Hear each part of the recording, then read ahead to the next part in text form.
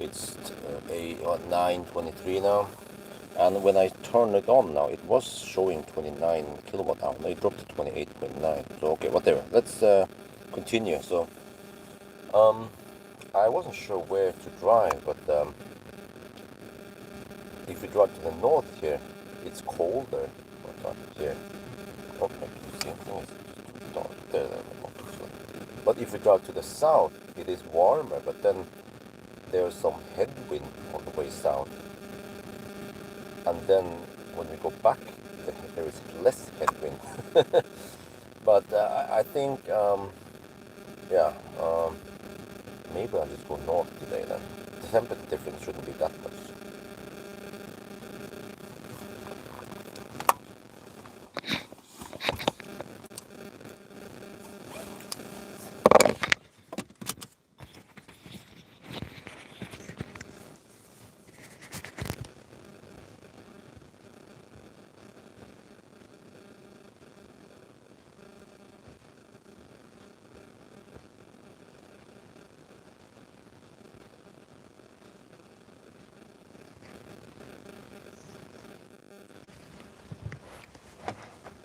Wait, where did I put the bottle?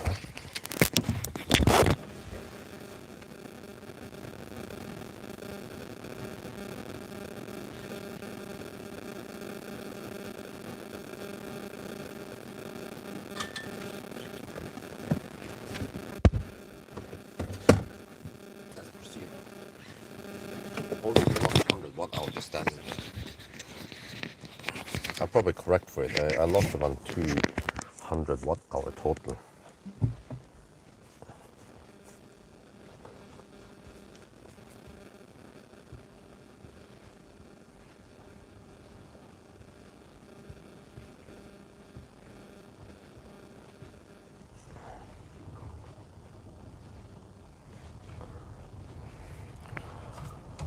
So I had to choose. If I go south, I will get the headwind.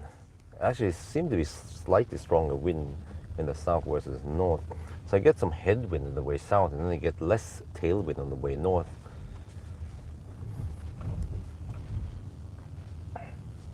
So I'll just be slacking on the. I just slack on the motorway all the way to Rudshøgda and back again. Well, that would be only 200-kilometer loop. Okay. And then what? Then I'll find something else. But then, okay, so we'll see then.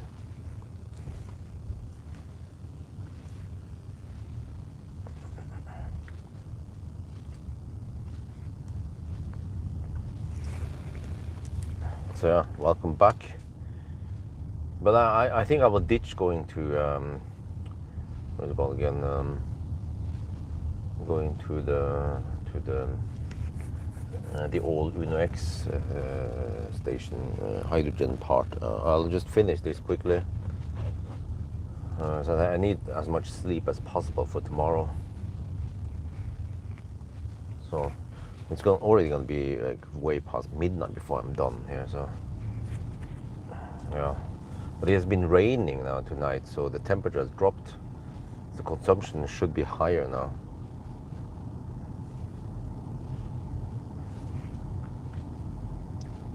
Not sure how dry it is on the road.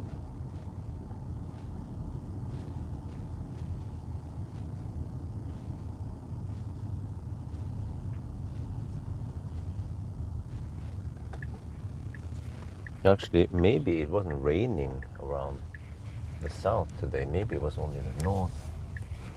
In that case, maybe I should head south instead of north.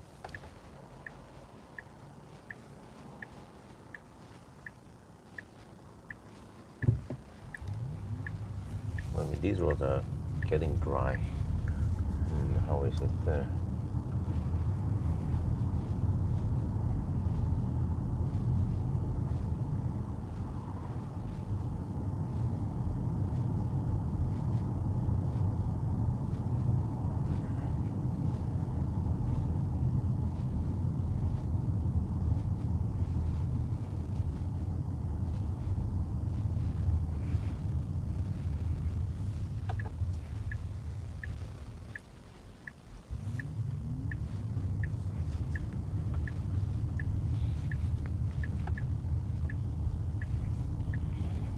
Okay, maybe I'll head south after all.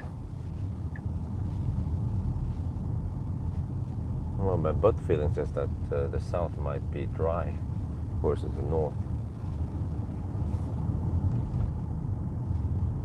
We'll have to drive past Oslo before it gets dry. Well, I mean, the roads are kind of dry already when I see it now, yeah.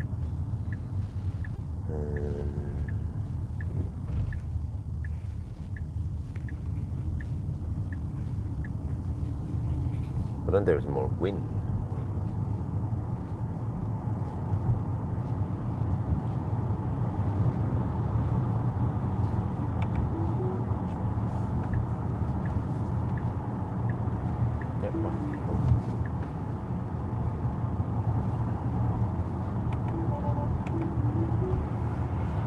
Yeah, it is dry over here for now.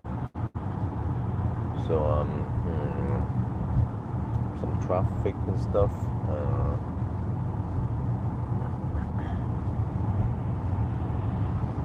The roads are kind of busy now still.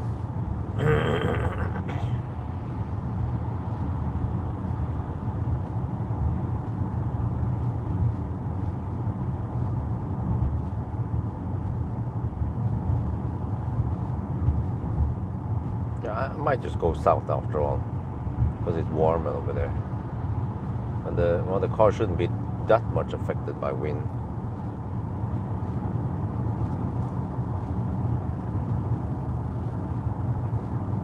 Okay, in that case, I need to navigate somewhere.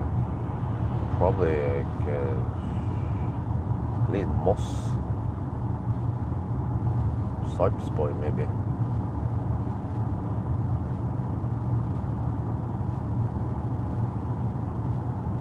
Just navigate to Inspiria.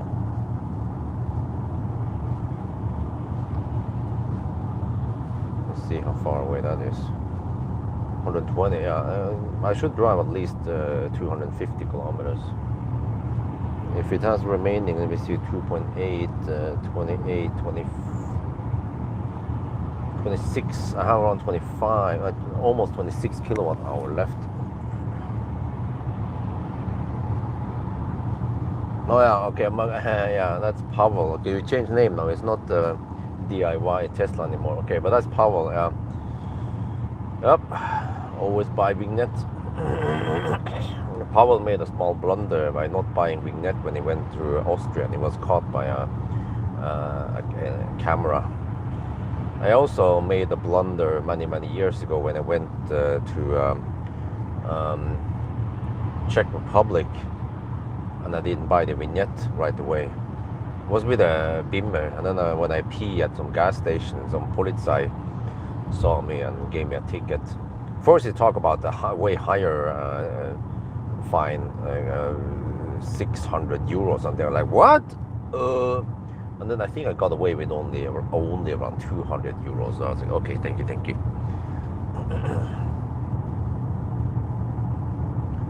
And there was also one time when I went that road trip to with a BMW diesel.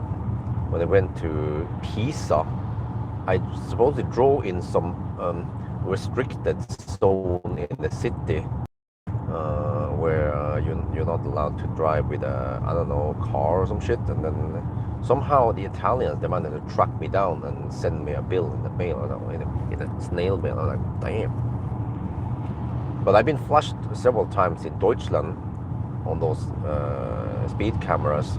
I don't intentionally try to just speed over there, but it happened a couple of times, but no bill in the mail. And also one time, this was with fossil cars a long time ago, I got a parking ticket, and I tried to find out how to pay for the parking ticket. I couldn't find out. So I was like, okay, whatever. They never got any bill in the mail. At least if there could be like a QR code and you can pay on a website, that'd be great. But this was long before that time, that era.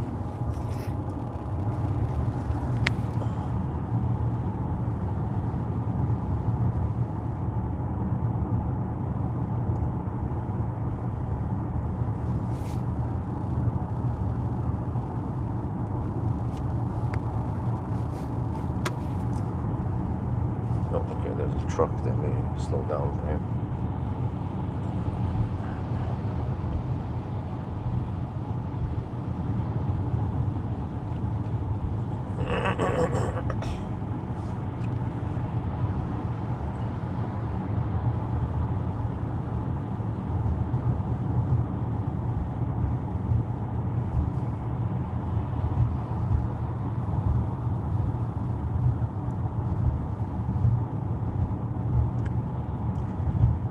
So, that's how it's hanging right now. So,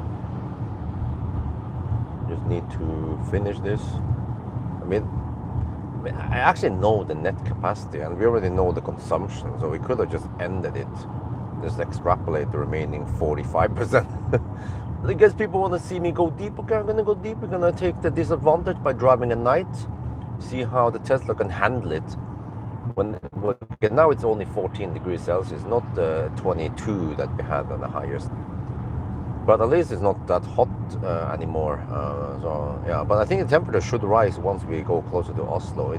We are in the I call it the cleavage plateau, but up in the higher ground here. So once we get closer to sea level and closer to Oslo and further south, then the temperature should rise several degrees, probably to 16 degrees.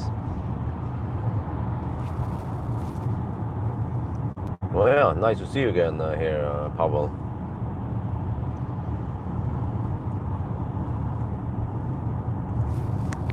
People have been asking about when we will have a race. We're like, I don't know, small kids and shit.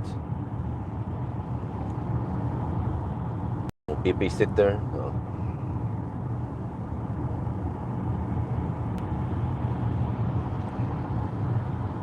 Well, at least the right lane is dry, fairly dry.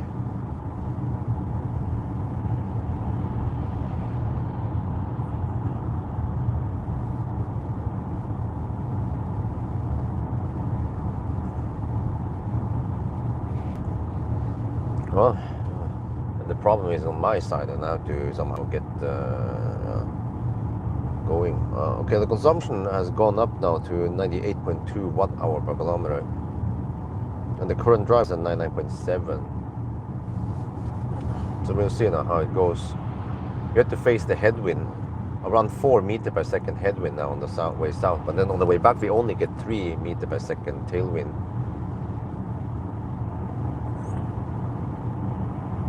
But I mean, okay, it's 97 watt-hour per kilometer for now, but corrected, so it can't get that much worse.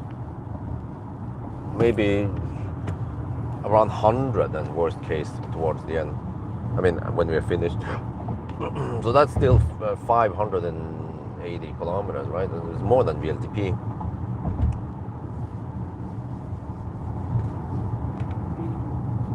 See if I can put the car in neutral. There. See if I can coast a bit.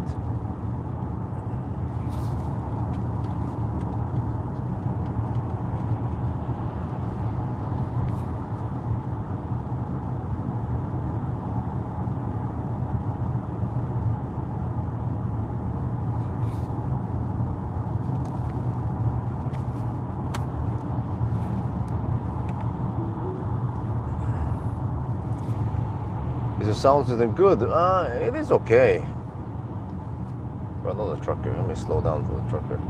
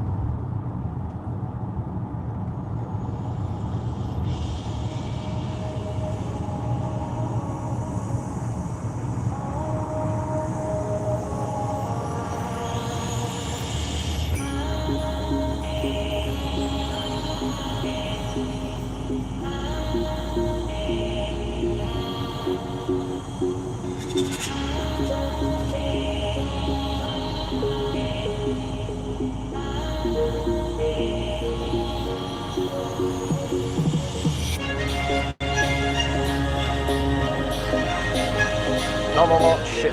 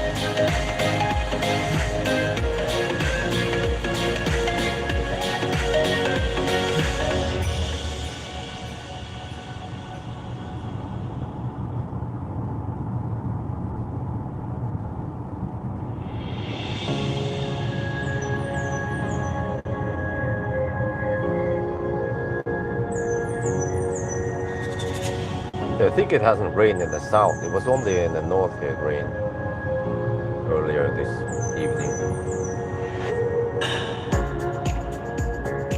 South seems clear. No clouds here.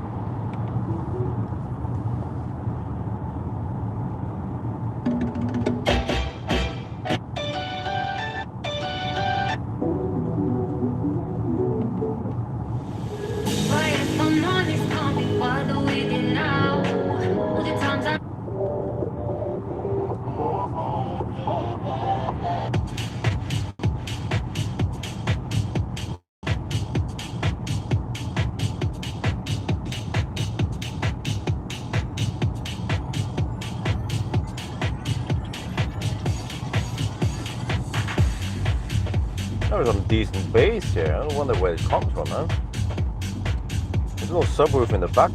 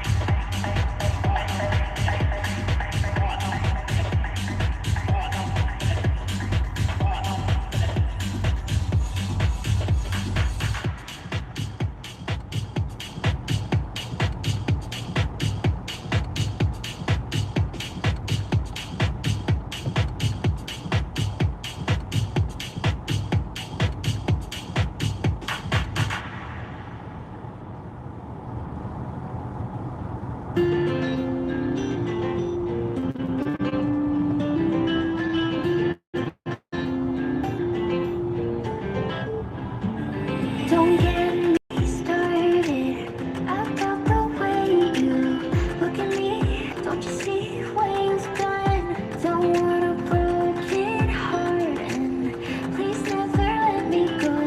Can we be more than friends just for once? Yeah, you make me wanna try. You turn lows into my high.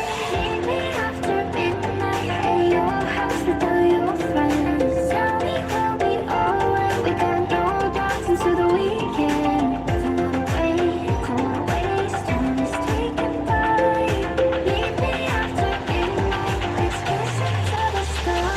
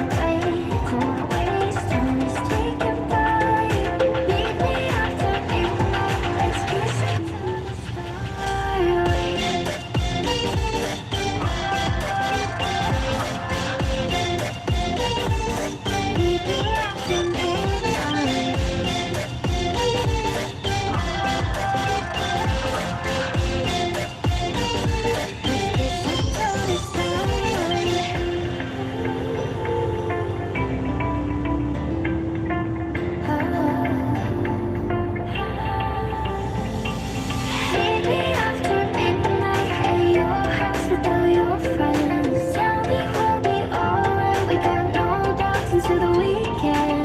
Don't wanna wait, don't wanna waste time. Just take it by. Meet me after midnight. Let's race into the starlight. Meet me after midnight.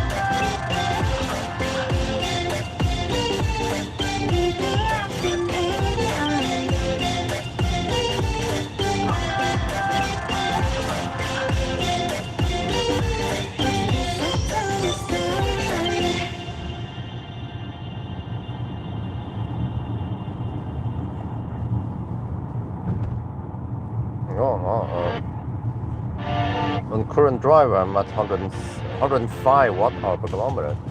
Seems like the evening run is a bit thirstier than the day run.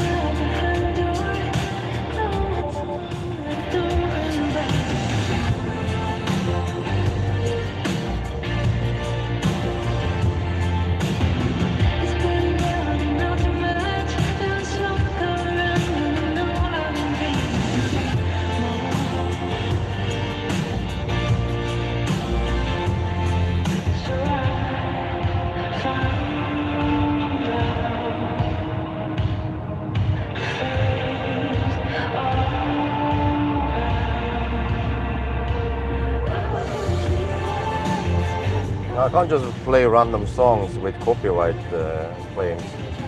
So the songs I'm playing now, I have the license to play them and monetize it.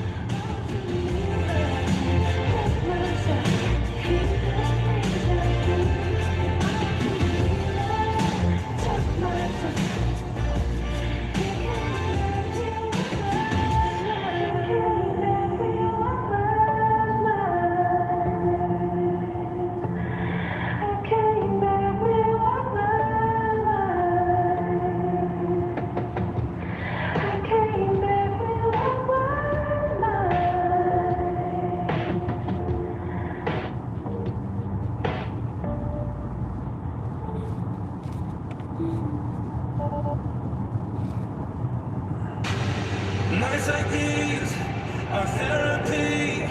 I feel my sorrows fading away. I close my eyes to see the light that's shining deep inside. At least no roadworks tonight, I hope. Get lost in these moments. Can't press repeat. Gotta freeze it and hold it. I'm missing deep as deep as the ocean.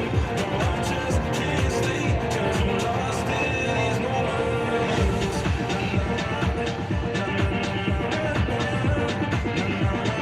Lost in these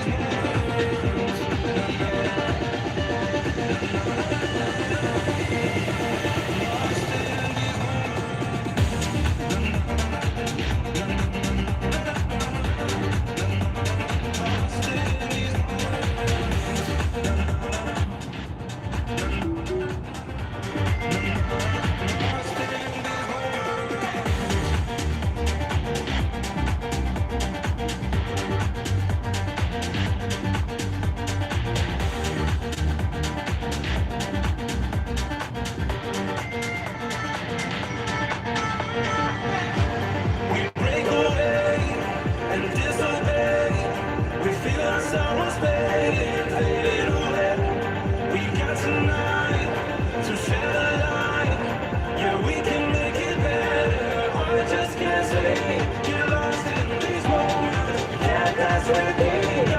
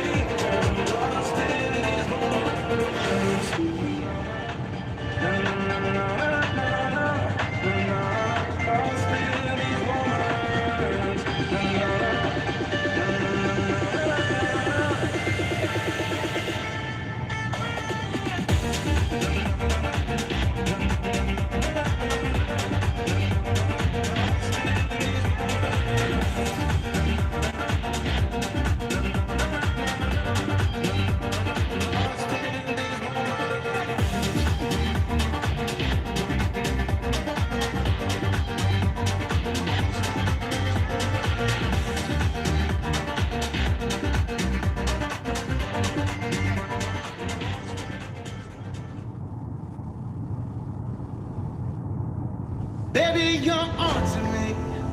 You really got to me. No one's ever made me feel like this alive. I told you in the beginning.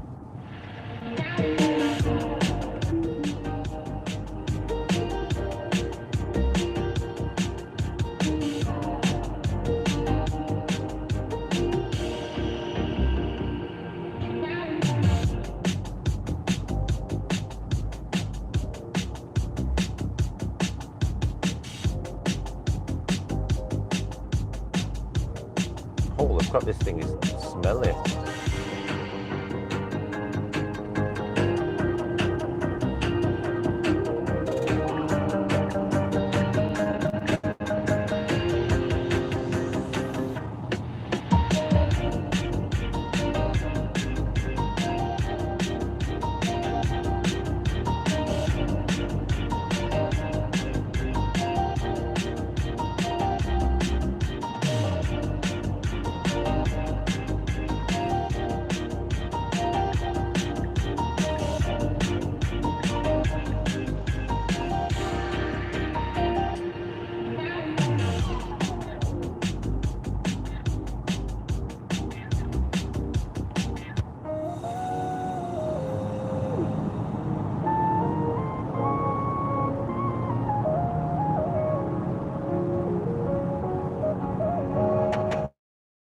Are you listening?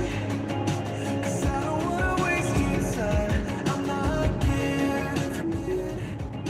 And losing faith will be alright. Am I missing it? 'Cause you're the only one I want by my side. But if you're not for it, I know I gotta let you.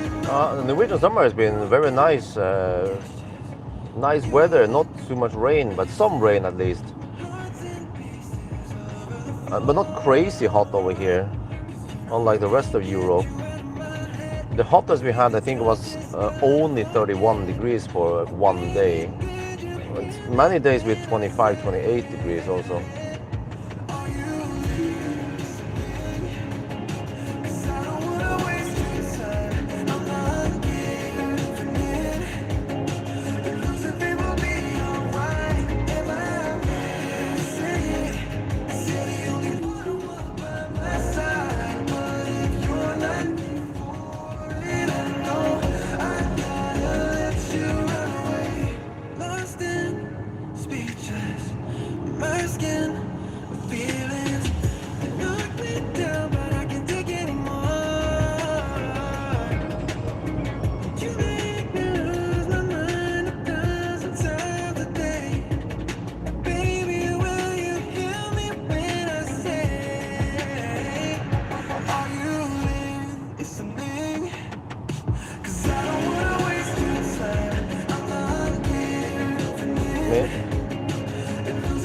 Seriously, I mean, he needs to blink a long time before that. He blinks when he wants to try to get in, but just blink before, so tell people where he wants to go. You know, for all I know, he could have wanted to go straight.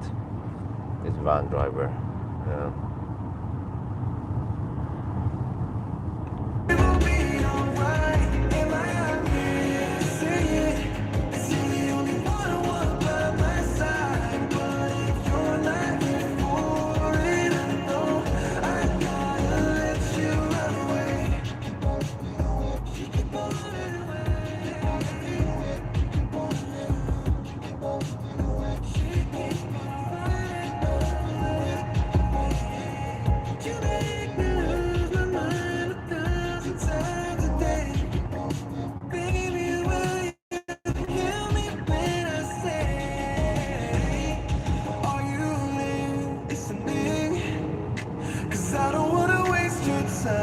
I'm not giving in. And losing faith will be alright. Am I missing it? 'Cause you're the only one I want by my side. But if you're not here for it, I know I gotta let you run away.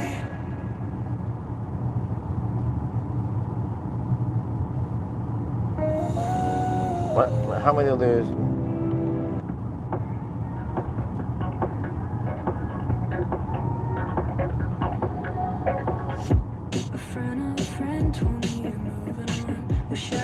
Sounds okay, the sound system. There's some bass and stuff here, some nice clear sound. Okay, not like high definition as the high-end system, but still okay. I've heard way worse in the Chinese cars, trust me. Some of them was just direct shite, even on not that cheap cars even.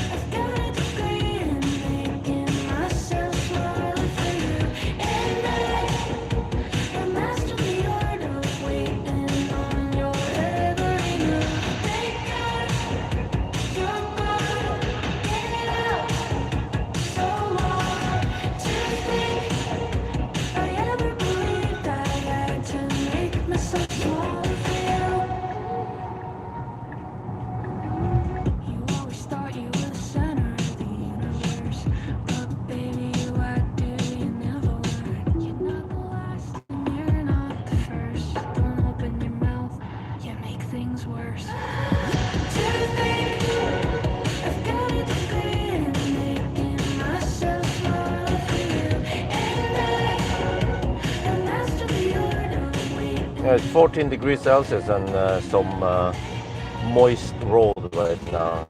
So maybe not the best driving condition, but we'll see how this car can handle it. Of course, total consumption now is 98.2 watt-hour per kilometer, but since yesterday, now the last stretch is 99.7, so it goes a bit up and down. It fluctuates a bit now. And I probably have to drive another 78 kilometers before I turn around.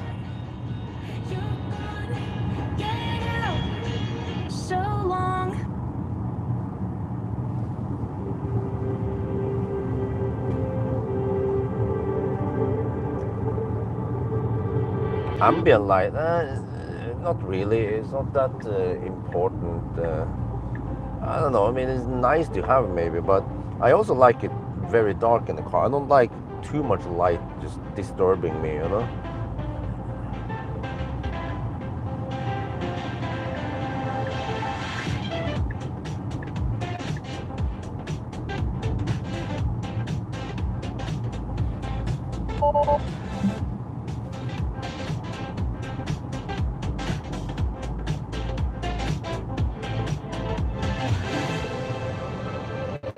There's some dry, some place, yeah, mostly dry.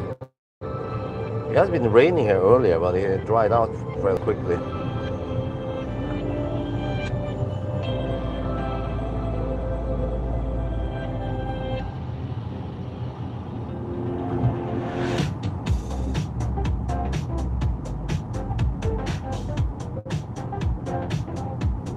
So we're getting some downhill now, but the headwind on the way south. Then we get the uphill and the tailwind on the way north again.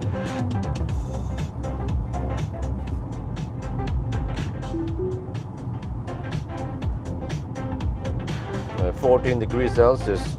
Okay, I was hoping for 16 degrees, but okay. It's 14 is still not too bad.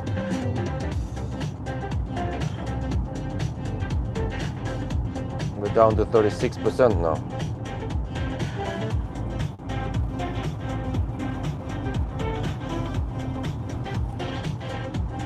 And around 21 kilowatt hour left. So that means around 200 kilometers left. So if we can average close to 80 kilometers per hour, that means 2.5 hours more driving. So I finish around half an hour past midnight.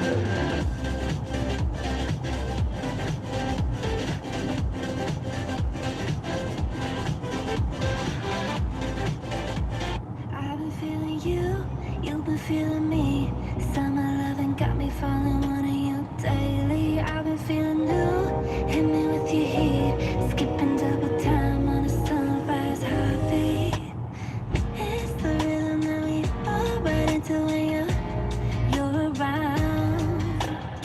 Flow like ocean, got the waves of motion like me. And there's supposed to be around 4 meters per second headwind right now. You got me too, you got me softly. These tracks are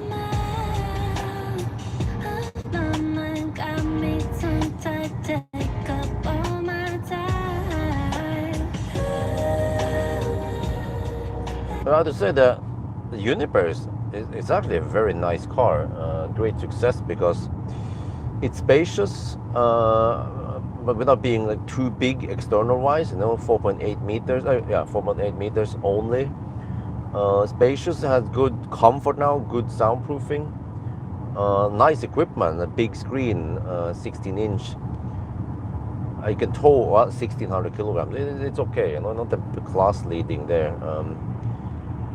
Good headlights, and also really good efficiency for its size. Not many other SUVs in that class can match Model Y. Actually, I'm not sure if if there is any car that can match Model Y. G6 is thirstier. Yeah, the Q6 is definitely thirstier. I guess iX3 Neue Klasse, but it has less space. It is remarkably tight for a relatively big car. But it also goes in another price range also. Let's not even talk about the G9. That one is definitely thirstier.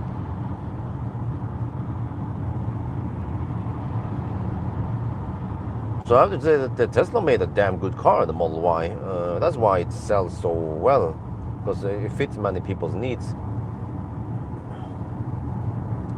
So even for me, many years ago, people said, "Oh, you're gonna get kids. Oh, yeah, you need an SUV." I'm like, and I was thinking like Model X SUV. I was like, yeah. But the Model Y is actually not that bad, handling wise. Okay, Model 3 is better, but Model 3 has some disadvantages. Like it is, well, you don't have the hatch opening in case we need to carry something big. But it's also super efficient, of course, Model 3.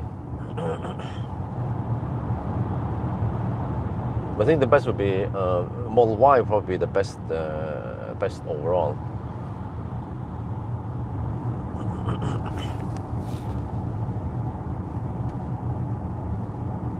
Where in Norway, you see Model Y everywhere.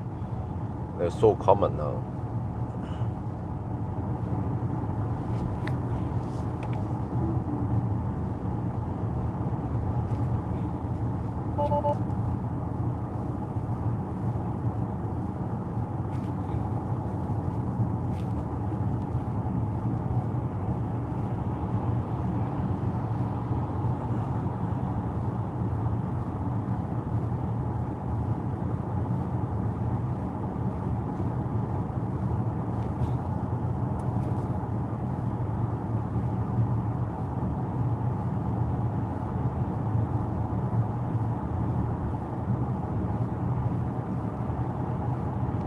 Well, this is nice. I can actually use my right foot on the throttle to adjust the regen. If I just push the throttle gently now, I'm gently regening. And I could just lift off to increase more regen. So in a way, I'm coasting down the hill now with variable regen. So of course, putting it in neutral or like zero regen is like easy mode for people to coast, but if you have some skills and you can control the throttle, that's even better.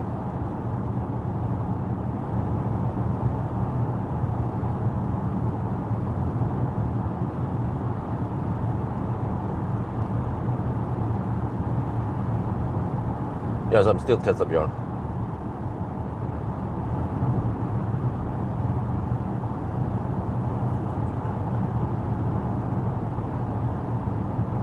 It's also very useful to have on the screen there. I can see the regen when it's green.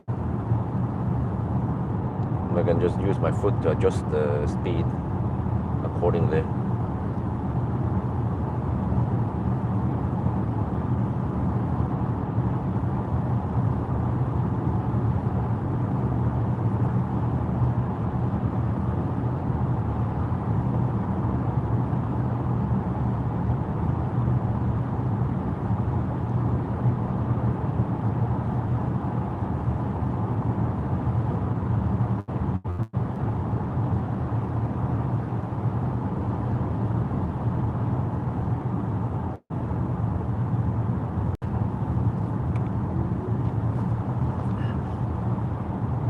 Right. Yeah, the consumption is usually lowest here. I don't know if you're very close to sea level or something, but now since Yesheim we have 90.8 watt hour per kilometer, and then the total consumption has dropped to 97.1, but it will go up. We are done 383 kilometers now. Still no fans.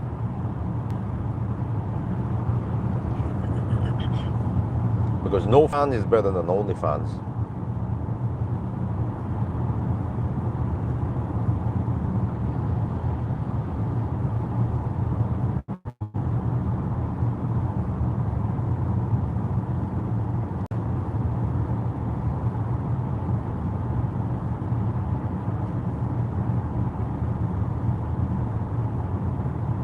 It gets kind of cold in the cabin now. I guess I'll survive.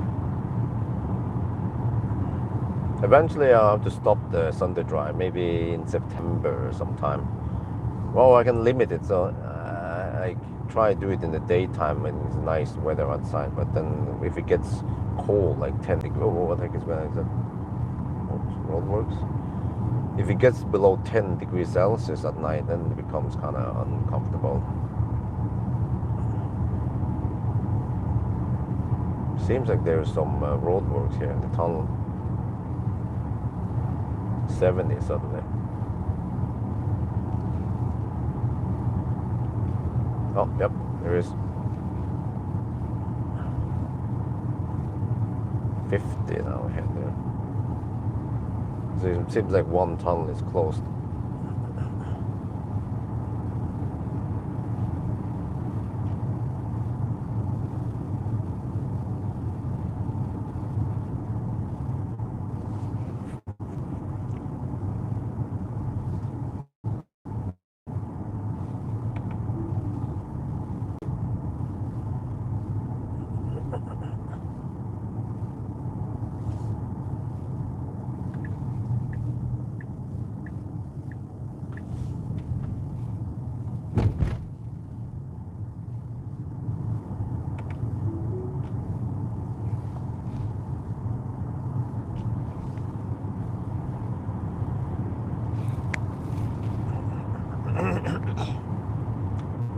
But if you miss some ambient light, you can always get the sexy strip. But yeah, actually, I have an idea about the sexy strip, which is to dim the part behind the steering wheel a bit, because it becomes a bit distracting at night.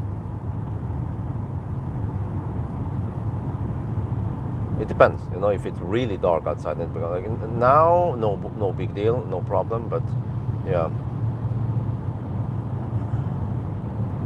maybe dim it for normal, and then only bring it up if there is some kind of like lane departure, what's going again? Blind spot warning or some blinking, but just kind of dim it like low, you know, have it a little bit weaker than the other side. Because at least I don't like that too bright light. So every time I borrowed EQS back in the days, I had to turn completely off on that part, but the other parts were on. It became too distracting in pitch dark roads in Sweden at night. I actually noticed that I was struggling, or it was slightly harder to spot things ahead when it was pitch dark, when I had that LED strip on.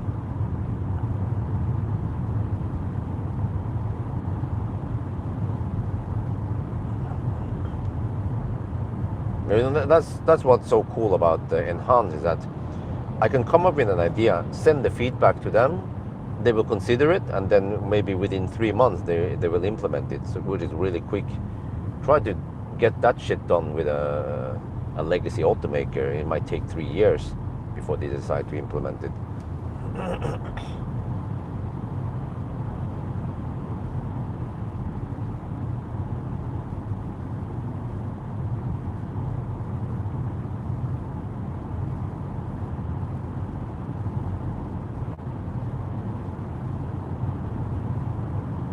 But I thought I was driving slow. Someone here is driving below the speed limit. 50 in here. Someone is driving at around 45 only. Shit, man.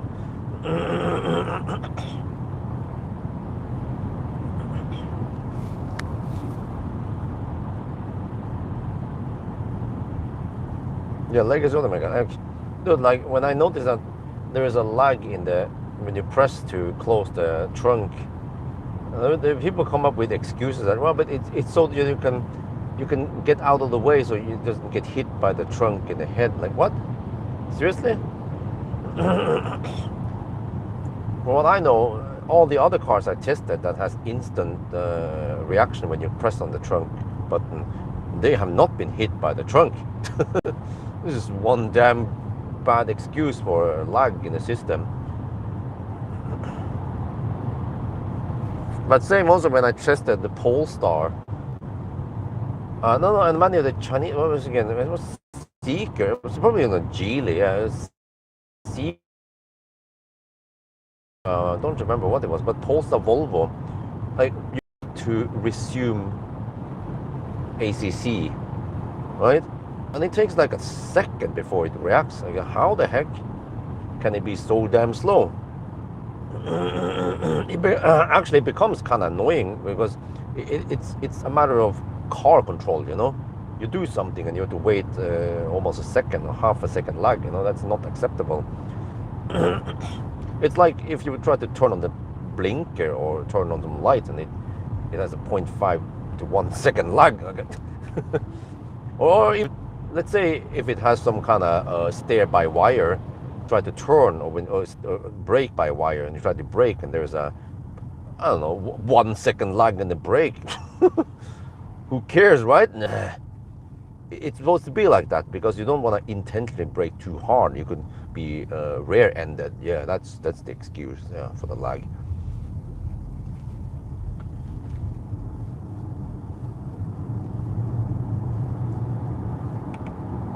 Wait, why can't I use? Oh, there we go. BMW just instantly found the left lane to hug.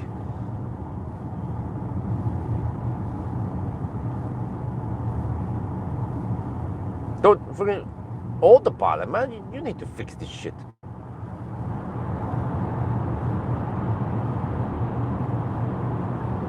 If I own one of these newer Teslas, I would be bitching about this and maybe lots of other things.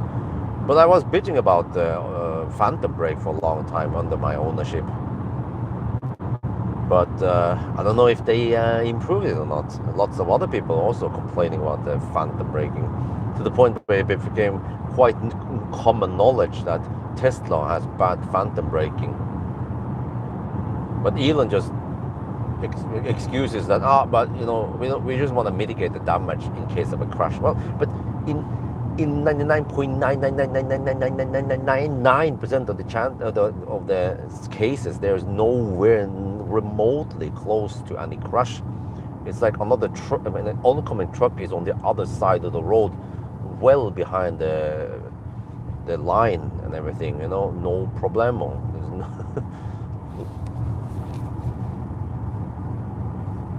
yeah, for FSD. So I think that they don't want to waste resources trying to fix this. You know, they know it's there, but they're like, okay, they're gonna focus on FSD instead. But the problem is that normal autopilot will exist in Tesla for decades. So, yeah, they're very, very bad that they don't fix this. But there will be plenty of people who will still be using regular autopilot.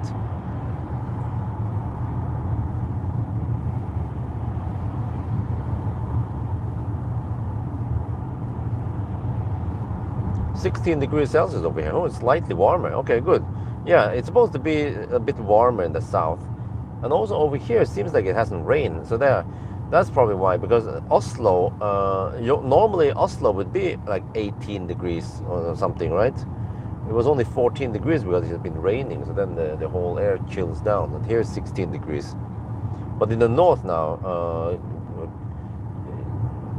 I don't know, Espa, Hamar, that stretch will be around 14 degrees and dropping maybe around 12 degrees during the night. So guess I'll take the south loop today. And then tomorrow night we're gonna hammer down here again.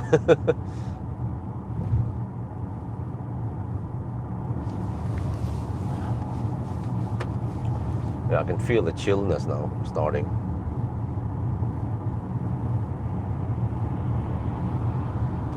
Okay, how are we cooking? Wow, current drive 93.3 watt-hour per kilometer, total 97.3 watt-hour per kilometer, 394 kilometers done now. When we have almost 20 kilowatt-hour left. I guess I could correct for around 200 watt-hour idling, but I mean, I also idle in some of the other cars, so I haven't had any excessive idling. Well, except for when I was sitting there waiting for the phone to be fixed, but it wasn't that long, so whatever. If you get around 58 kilowatt hour today, then I guess that's okay. And actually I measured 58.1 to be exact. So of course if we get only 57.5 for some reason, then maybe we need to correct for it. But it doesn't seem like there wasn't any drain during the 4 or 5 hour pause we have this evening, because when I left the car it was at 29 kilowatt hour left, and I came back and it was still 29 kilowatt hour. But then when I was idling here for just 5 minutes, setting up some camera stuff or whatever, a live stream actually, then it dropped by 100 watt hour. Yeah, it is pretty good. I mean, not like super good, but still nice and bright, okay spread and all that. But I still feel like the Hella lights in the pre-Juniper and pre-Highland are better spread. There's like a nice shiny box in front. But also the Juniper premium lights are very good also.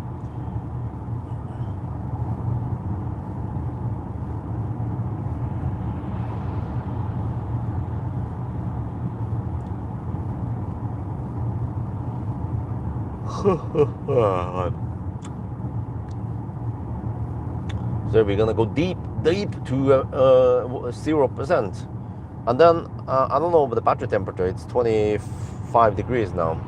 We can try to plug it in with 25 degrees at 0%, see how many kilowatt we get. Yeah, I think the car will actually actively heat up the battery until yeah, so we might not get 175 kilowatts. Or if we get it, we might throttle early. So that would be interesting to test, maybe even record it. Yeah, I could just record it maybe. Or wait, I need the phone for doing some other stuff. Yeah, okay. I think I'm not gonna bother. I already have that recording. But yeah, I don't know, that recording I had, it seems like it was a bit slow to ramp up, so yeah, I don't know what was wrong, but not sure if I want to redo the test. I could do it tonight as a last chance, but then I have to kind of charge it to 100%, to 10% before I restart it, and then I might have a worse curve than if I start with 10%. So I could of course end the Sunday drive at 10% instead, but then it might cold gate. Yeah, we didn't try it. So I was like, oh, whatever. We have a recording that is fairly good. Just use that and compare it against the other. But I see that it took longer time to reach 80% than the Model 3 standard. Model 3 standard did it in around 21 minutes. But then the Model Y standard needed 22 and a half.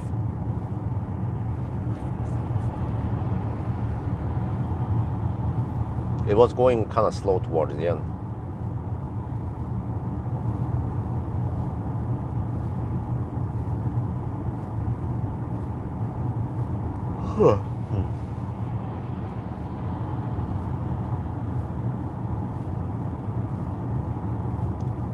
Well, I hope I can fall asleep and get some sleep tonight, but it will only be around 7 hours. Can I get some afternoon naps though? Don't think so. I'll be very busy tomorrow because I have to pop some Red Bull.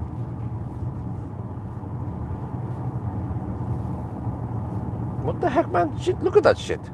Autopilot, like what? Gee, man. But yeah, unfortunately, it was not the Model 3 Jova fridge that arrived today. It was 3W Autolife floor mats for P7 Plus. Well, that good and ready then for tomorrow. Slap it down. But still have to finalize some stuff here and start rolling out the Model Y standard videos from tomorrow. Today or whenever it was, what was the last GLB video. GLB didn't receive that high view count. Also, the GLC was a little bit low.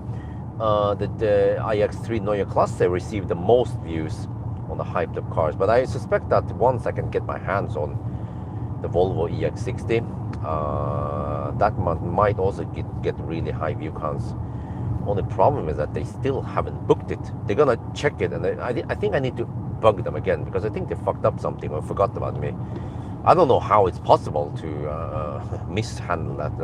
Because they know I want it, and then I said, okay, when is it ready? And they say, yeah, they're gonna check it, and then they disappear. And the same with Hyundai.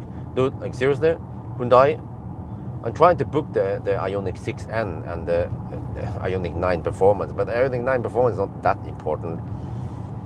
And they reply so damn slow that every time they reply, I'm like, sorry, Mac, I already booked other cars in the meanwhile, because because 3-4 weeks has passed, so I'm not gonna sit and hold that slot for that long. In case something else comes and it's interesting, then I'll slide in that instead. So I have finally booked a Nissan Leaf and a Nissan Micra, or Micra, whatever you call it. So the Leaf has a big battery, I don't know, 75 kilowatt hour or something, and then Micra has a smaller, don't remember how much it was, 59 kilowatt hour. Yeah. So okay, that'll be interesting. Try those two cars, go back to Nissan a bit and see how they are handling it. How much they suck. Okay. But from what I remember, yeah, the Nissan, they don't have that good infotainment, small screen and kind of clumsy to operate them. And I don't think they have even games there. EX60, yeah, okay, but I need to nag them again. Like I don't know why I need to nag people. Like when it comes to booking press cars, but it seems like that's the way you need to do it, you know? Like,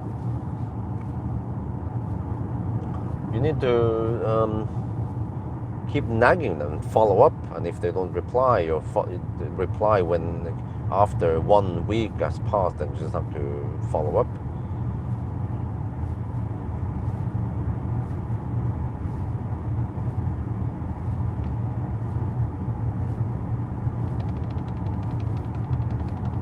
Dude, that guy is on freaking high beam or something. He doesn't realize it. Some Volvo. Of course, it's a damn Volvo with high beams on. Always a damn Volvo with high beams on.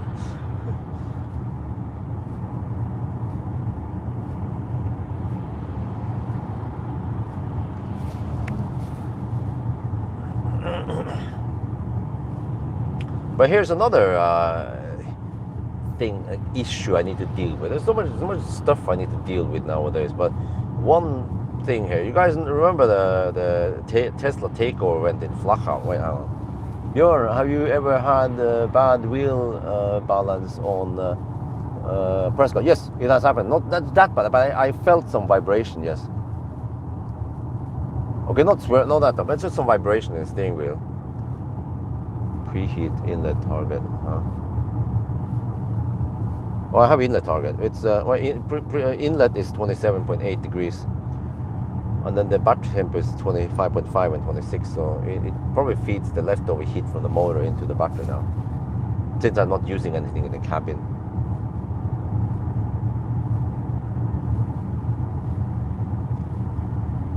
That was also another annoying car. What is that?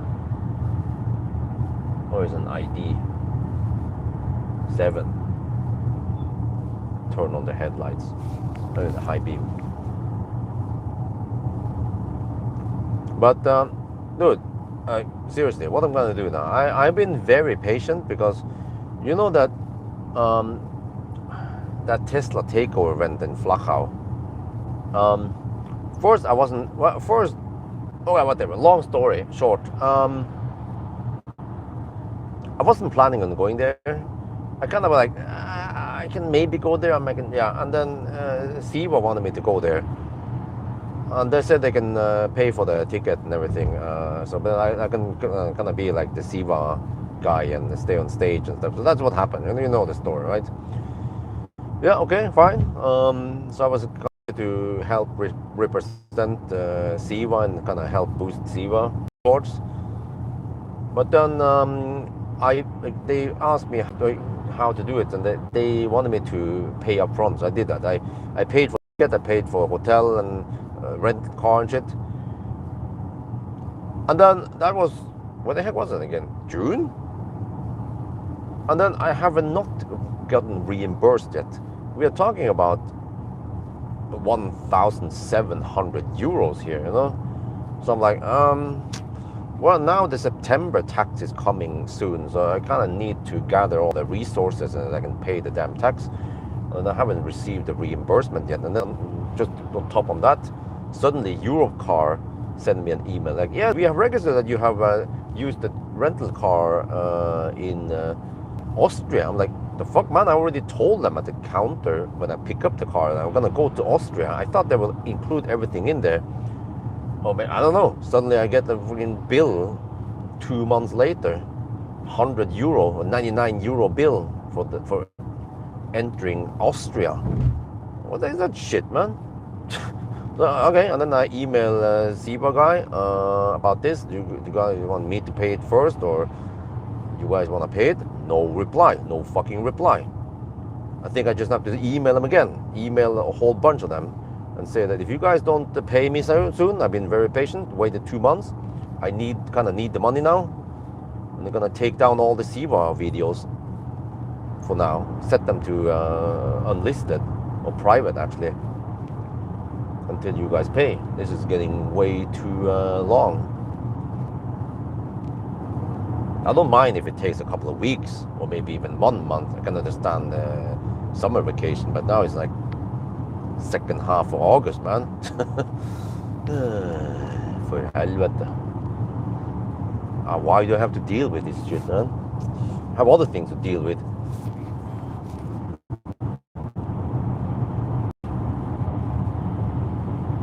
Oh, those fat cells? I don't know. Seems like Tesla needs to polish the products before they can start kicking ass.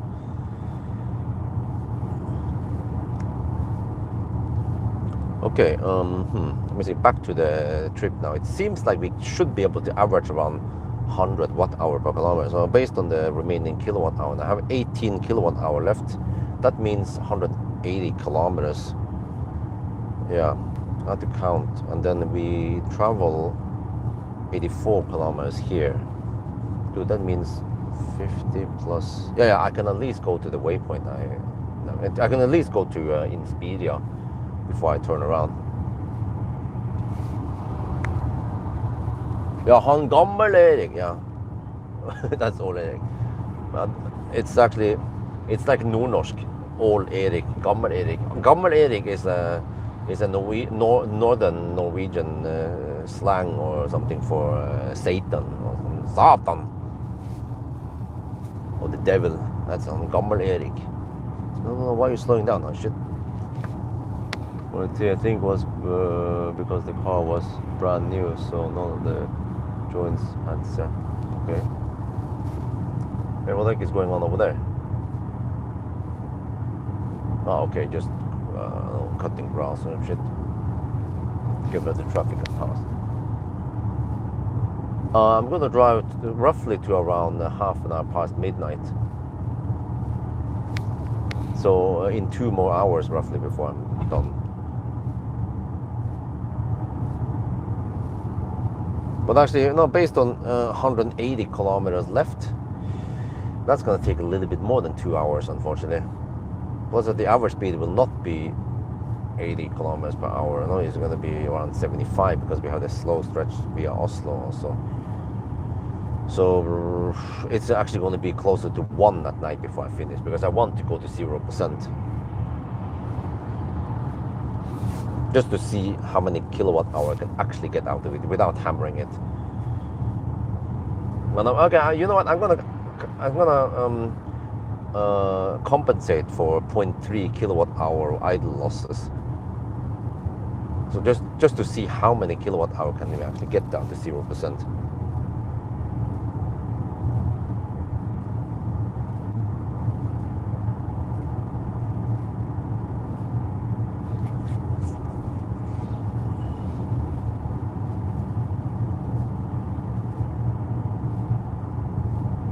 But guys, what do you guys think I should do with Siva?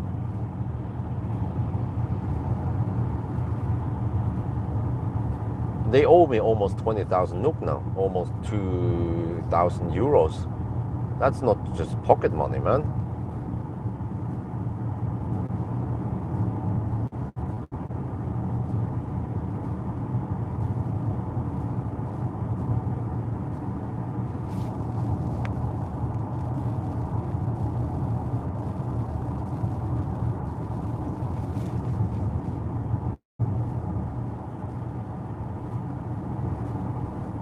Okay, let me see. In 34 kilometers, 35 kilometers. Yeah, basically that's the price of Frankenstein. Yeah, almost the price of that Soul.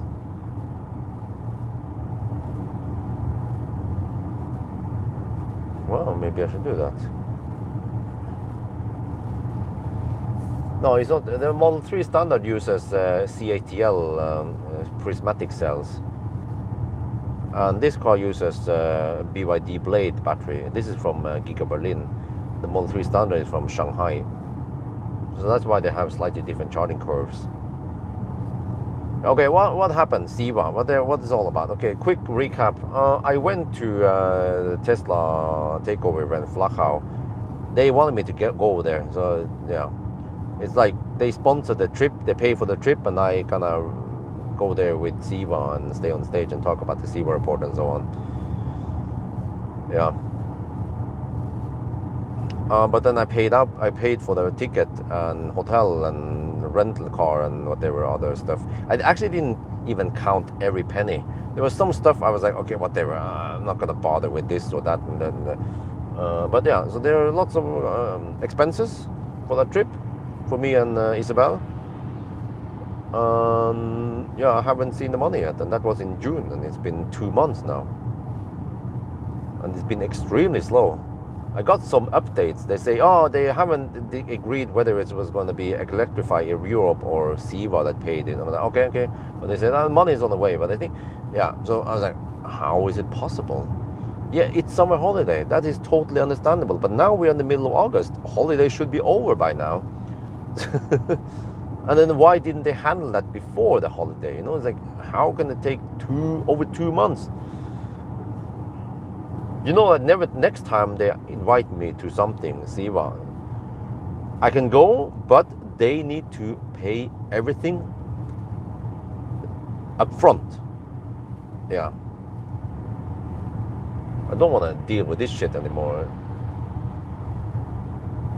Or maybe I'll just say, thank you for the invitation, but sorry, I'm not gonna go.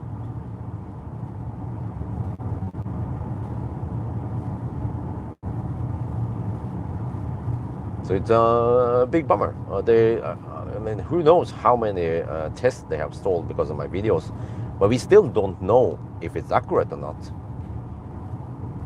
That's what we're gonna find out soon. At least with one car, they were so confident about that Model S that it had issues, and what was his name again? The guy from Electrify. He was confident that the Model S would shut down anytime soon, but it didn't yet. So tomorrow, that blue Model S 85D with a moisture problem supposedly will be shipped, will be parked at Valdemar, and then in around 2 weeks, he's a bit busy next week, but within around 2 weeks, he will examine it properly and find out about all those things that Electrify claims, to see if it's right or not. So that's the one, at least one of the like verification I was waiting for longest time, because I run the test so far. It spits out a lot of variables and stuff, but I haven't been able to verify any of that yet. No, we don't know that yet. You can't assume anything until we have done. What if it turns out that they were right? Valdemar opens it up, like, whoa, there's moisture. Whoa, the circuit boards, they were corroded, just like it says in the report. So it's just a miracle that it hasn't stopped yet. We don't know. That's why we need to go to Valdemar.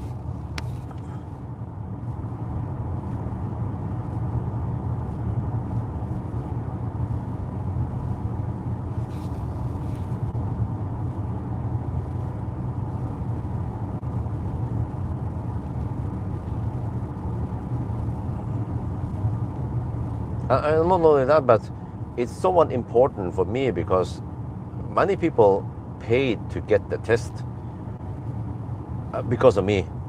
But like I haven't promised anything. I just forwarded whatever information I heard about. So I don't know. If it turns out that it's not accurate, then I cannot recommend it in the future. And I will actually take down all the old videos, because people could Google it and find my videos, and then run the test and buy the test, and they'll be basically throwing out my money out of the window. This is what I don't know. But if it turns out it is accurate, then of course, good. Then I can recommend it.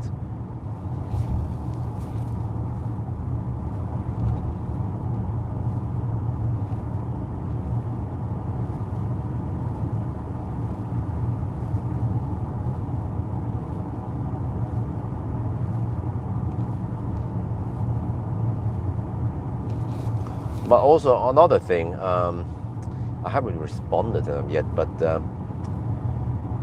what was it called again? Avilo, some dude who is responsible for the Norwegian part of Avilo reached out to me, emailed me, and asked me if I'm interested in some sponsorship. I'm like, Avilo? Unfortunately, I have some mixed feelings about them, so that's why, I don't want to just like, oh, money, yes, thank you, I'll take the money. What do you want me to say? No, that's not how I operate. Of course, I need money, but for me, integrity is more important than the money. So I need to be sure that I can recommend it. And right now, I'm not sure if I can recommend Avilo. I've been running some tests over the years, yes, but hasn't been any like serious stuff going on. And I had a few doubts when I tested that sole, and it came out a bit weird. So yeah, but maybe that was more like corner case, which was sold with an upgraded battery. But it's like, wait, but I mean, how? They were probably just basing it on some default profiles in the database, but they didn't actually look at the data from the car, because there were different voltages and stuff going on there, right? Versus the original Soul battery. So it sounds to me like it might be a bit primitive, the way they analyze the data, and yeah.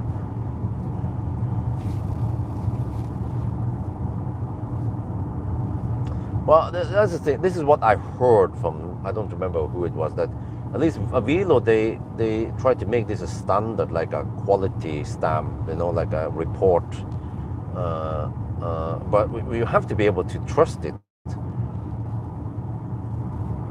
So, but at least the thing with Avilo is that it runs a test and looks at the data, actual drive, which is the same way I run the degradation test. But what I've seen when you just read the state of health from Korean cars, that's just pure bullshit, almost as bullshit as the fuel cells.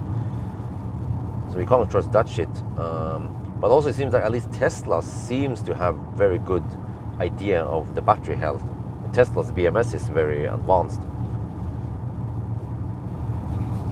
So then when you read Tesla's state of health, it seems to be accurate. But then I wonder, what is the purpose of that battery test where it actually charges 100% and then discharges it to measure it, you know, it means that that must be more accurate than just reading whatever the BMS has been recording lately.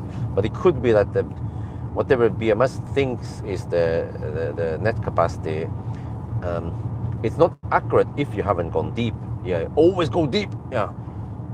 This is also what I experienced with Optimus Prime and stuff, and Millennium Falcon also when I ran out of juice, is that the BMS gets thrown off after too much fast charging and not visiting the deepest and the highest in a while.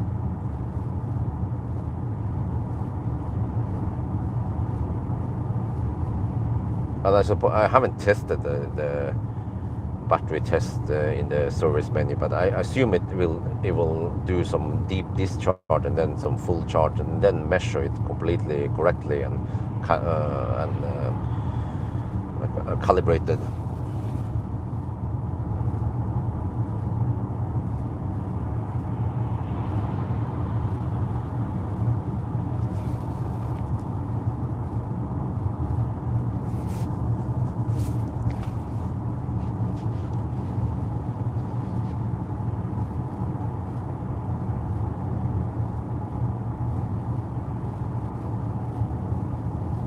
Well, I don't know. At least the Avilo, the Siva test I have run seems like. Wait, why is it phantom braking here?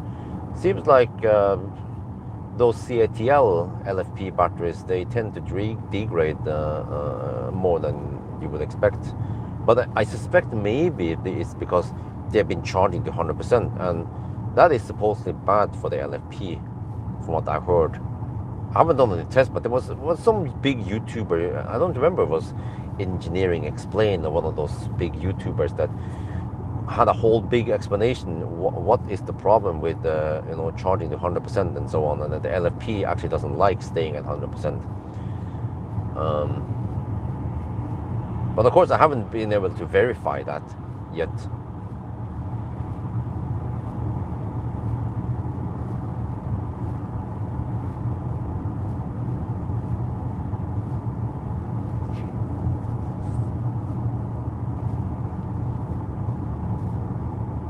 Okay, how are we cooking now? Current drive 98.2 watt hour per kilometer. Since charge 98.2. Okay. Eventually I need to start navigating home, but okay, that means that we have at least 103 kilometers to home.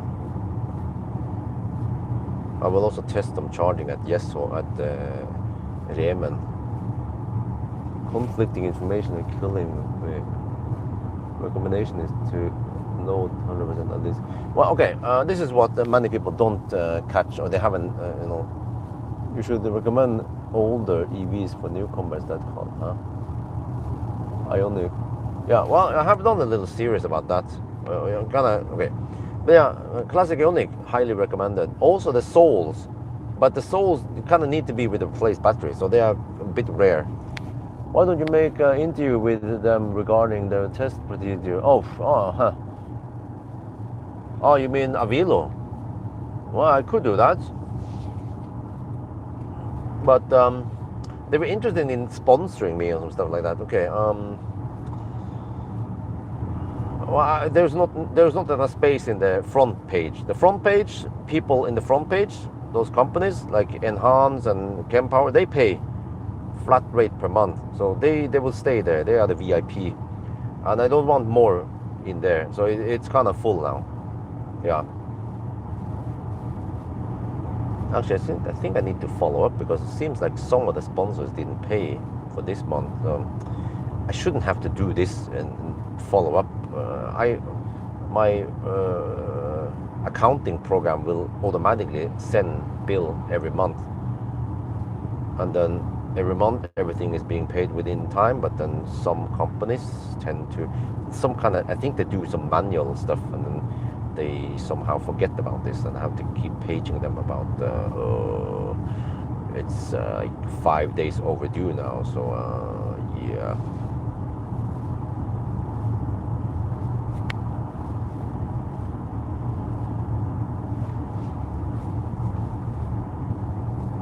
I actually automatically send the invoice in the beginning of each month, and then some companies pay right away. But there are also some companies that wait the 2 week within the. This is common. Like you have a 2 week time frame before you have to pay it. Fakturadato versus forfallsdato. So most companies they pay around mid on each month.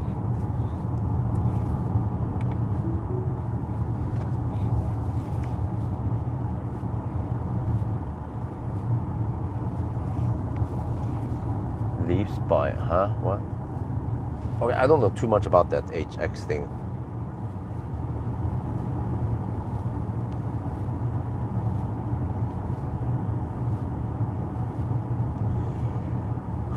But I mean, I don't know, man. It's just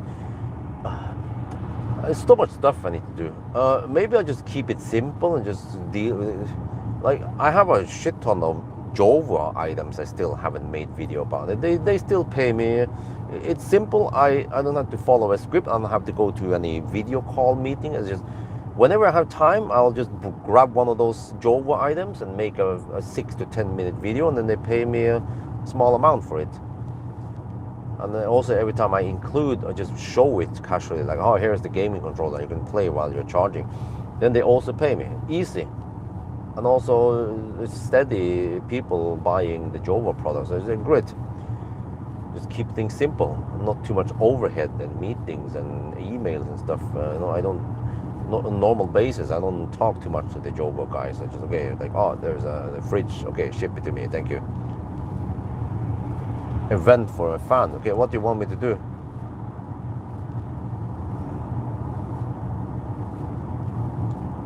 Oh, no, I don't want that shit.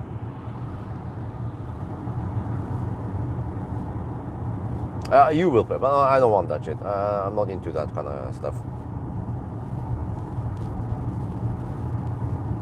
If there be an event, it's going to be free, of course. Anyone can come. But, yeah.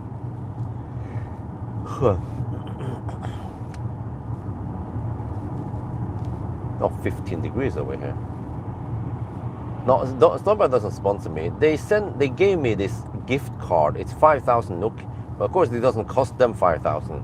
The clothes I received, maybe it cost them only 1,000 total, right? They have, seems like the clothing stores, they have quite big margin on stuff. Like you see, like suddenly, like 70% discount. You know, I was like, okay, how much did that mean? And also, I kind of understand, like a piece of cloth doesn't cost 1,500, 2,000 NOK, you know, because it comes from China, so they probably get it way cheaper.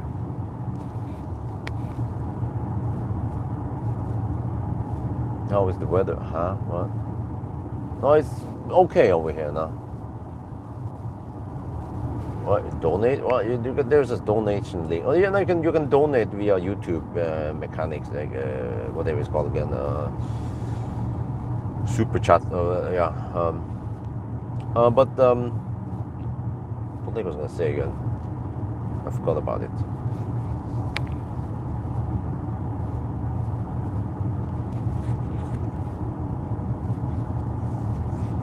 Well, okay, whatever.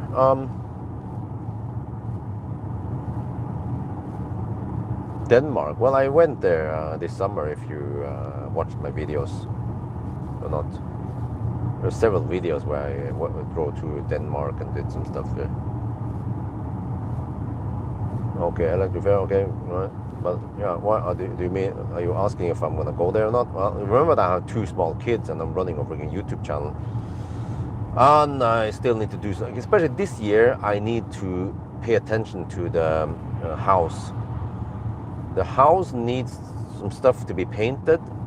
Once it has been done, then I don't have to deal with that for at least 10, 15 years.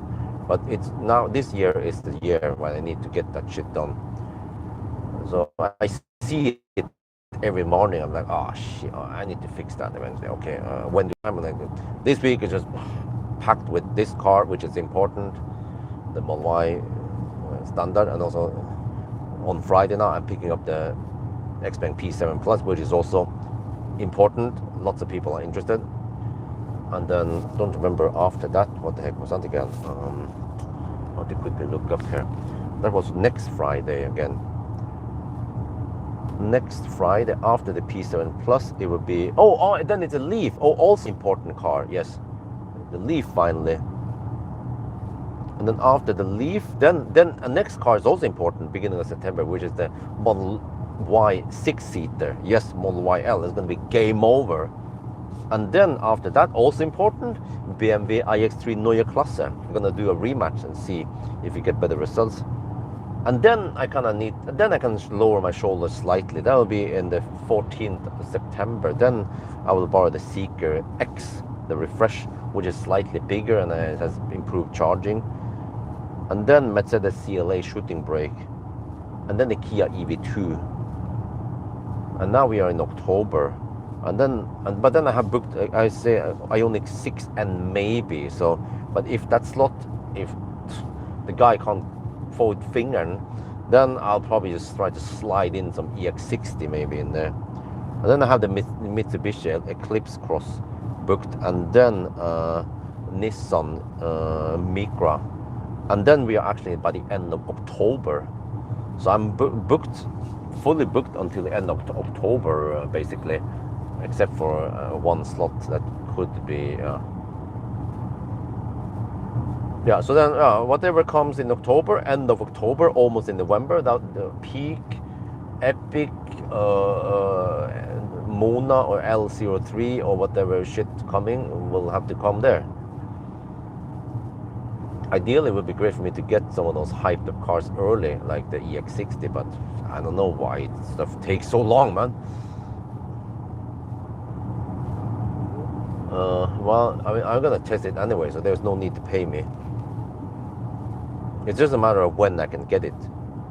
And I've been bitching a lot about, trying to get the cars and the response so damn slow. Like, I don't know, like what I don't know why it takes so long, man, to book a damn car.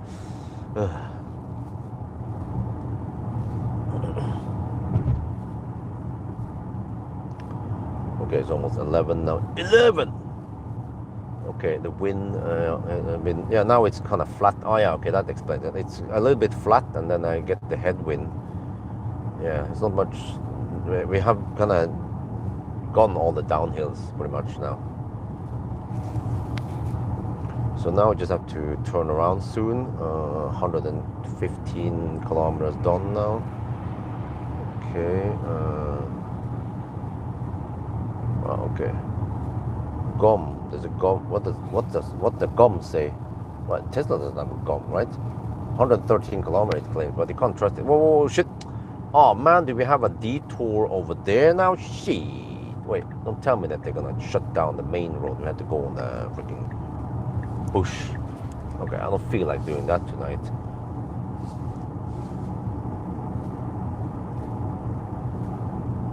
Oh shit! I have this detour. Oh shit, man.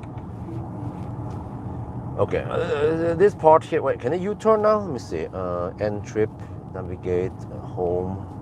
Let me see what kind of detour I have to take to get back on the main road. I think it's,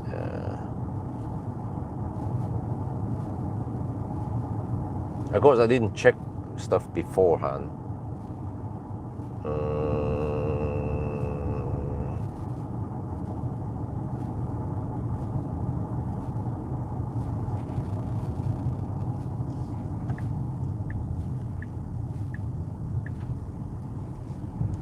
Okay, we want to see the headlight. Boom! Boom shakalak. Wait, can I go left here? Oh, I can. Okay, you know what? Just gonna turn left here. I think eventually I will get back to the main road. Yeah, okay, let's go here. I don't want to dig around over there. Just have to take an extra loop on the north side then, yeah.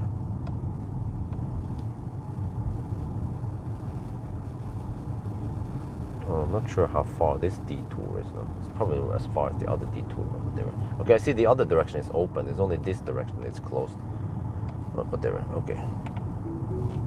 Probably not. We're gonna join at Sully, right?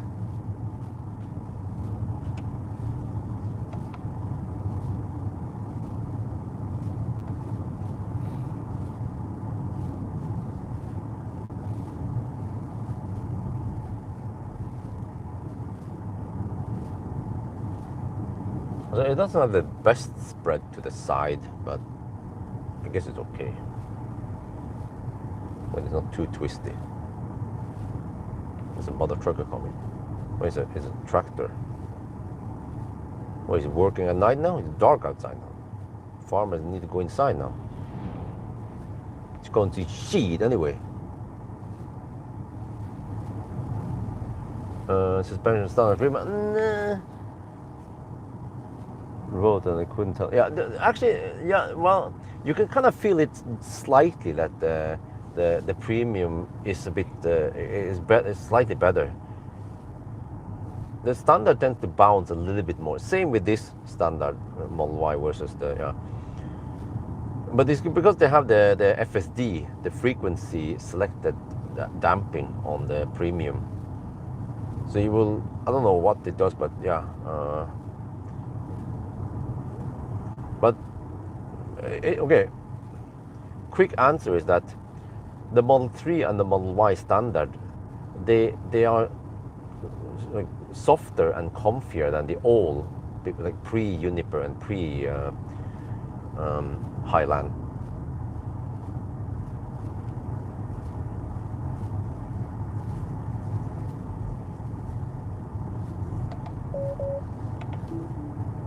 Okay, then we end up here. I think that's good enough.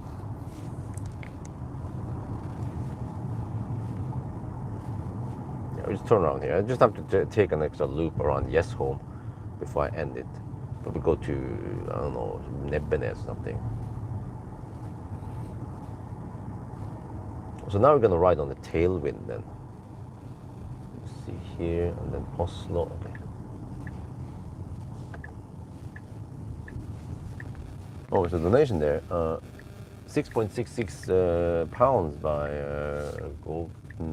Thank you very much, Pawel. Okay. Dankeschön.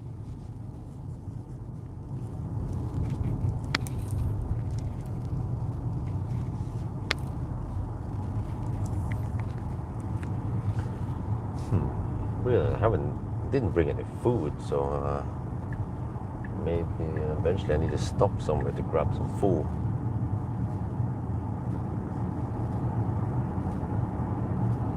Stop at the Circle K maybe.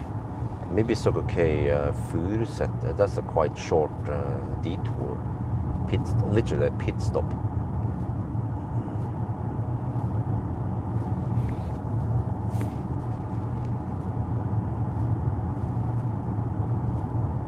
Burger. I feel like just having a quick double sausage penetration in my mouth.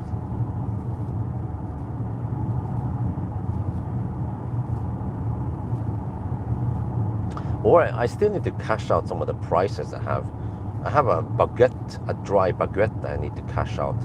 And don't remember what else it was. Well, I wonder if I still have a medium burger. Well, the medium burger I tend to get at various places. It's random what I get. Some places I just get the basic burger. Some places I get the super burger, which is more expensive. So,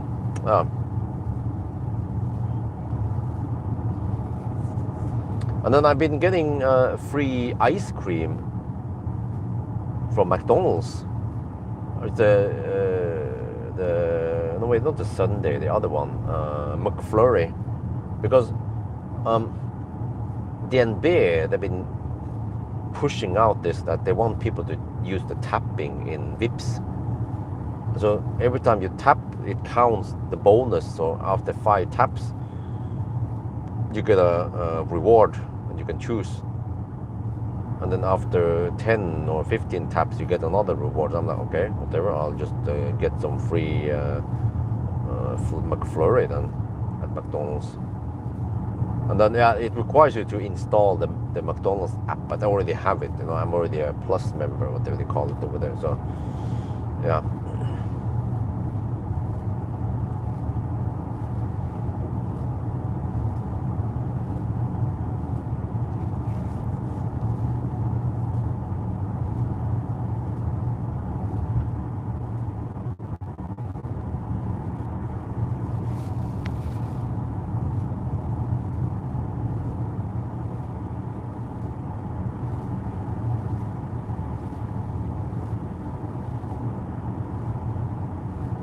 I think I need to time it so that I can eat and then.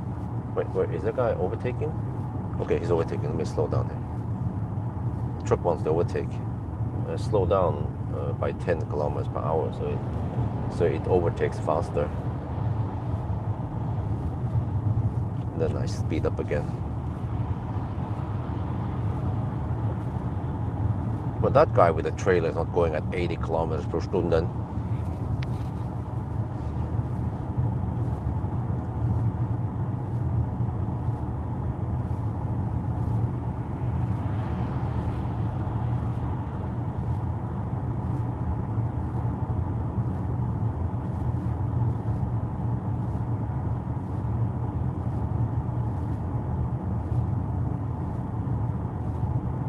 Okay, now the car says 1% at arrival, but that's not going to happen. We have 14 kilowatt hour left, and we have to drive 110 kilometers. Okay, okay. Let's see. I'll drive a little bit past Yes Home, and then time it. I can stop at the Riemann and top up there and play some games and make the summary, calculate and stuff.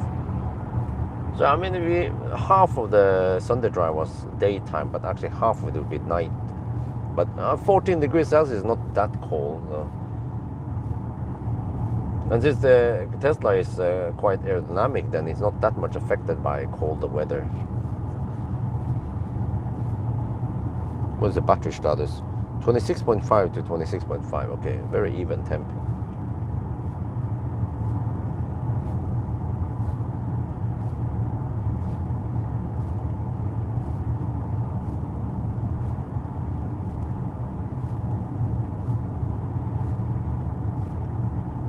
Right, battery status, 23% left, 98.4 watt hour per kilometer, and 453 kilometers done now. Tesla winter camping channel. No, not for now. I mean, in order to camp and for it to be interesting, it needs to be extremely cold, maybe. And then I don't know when I can go on a trip like that, because of the family, small children at home. But yeah, lately I've been thinking about trying to do some kind of camping trip with the family. So I know wifey has done a little bit of that before. When we had Optimus Prime, we went to. First we went on the trip, that snowy trip to Kakslauten, and charging an AC and shit like that. Yeah, no DC, no CHAdeMO, nothing. But then after the trip, we also went to Lofoten. I don't know if you guys remember that trip. But then we stayed there, we camped there long days, more longer than we initially planned, just so we can try to catch some aurora. And then to keep the cost low, we just hired. We paid just for the camp spot, and then we slept in we slept in Optimus Prime.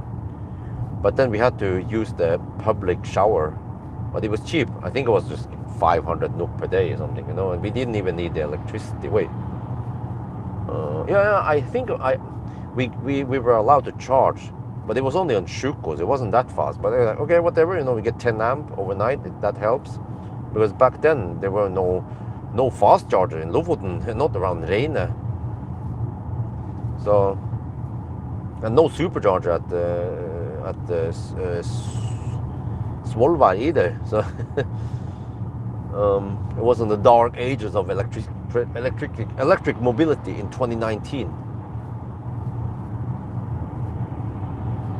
So yeah, so wife knows about the whole routine, the experience, camping and like that. You have to go outside and go to the shower, the public shower and stuff like that. Yeah. So maybe we can try that. Maybe the kids will love it, sleeping in a tent and shit like that. Or actually, Axel will sleep inside. Well, I don't know how we do it. Yeah. My plan was to put wifey and Axel in the car. And then me and Isabel will sleep in a tent outside. with some kind of heater running and some either EcoFlow or some vehicle to load or something. Even EcoFlow could be enough, 2 batteries, but that eats up space. Yeah, that's true. Unless we bring a van or something. But okay, some kind of vehicle to load could work.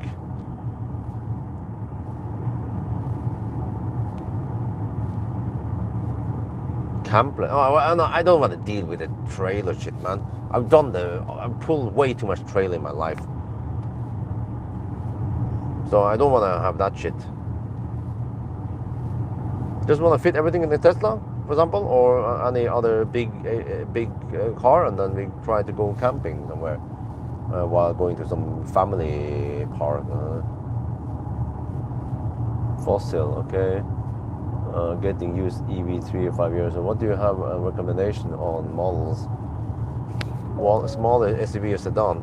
Try to get a Model 3 Highland or Model Y Juniper.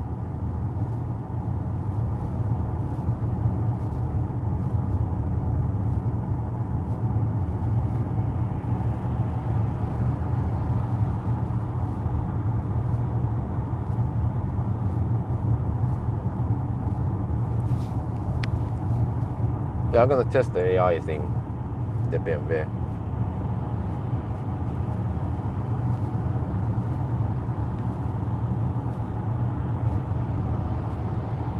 Well, what an impatient bastard. Okay, there was a Zoe going kind of slow, but I mean, it didn't take like ages. She was just overtaking me, but then that idiot in the Polestar 3 was flashing at that old woman in the Zoe. I mean, I can understand if there's a Nissan camping between 2 trucks 500 meters apart, but this was not that long camp in the left lane, huh?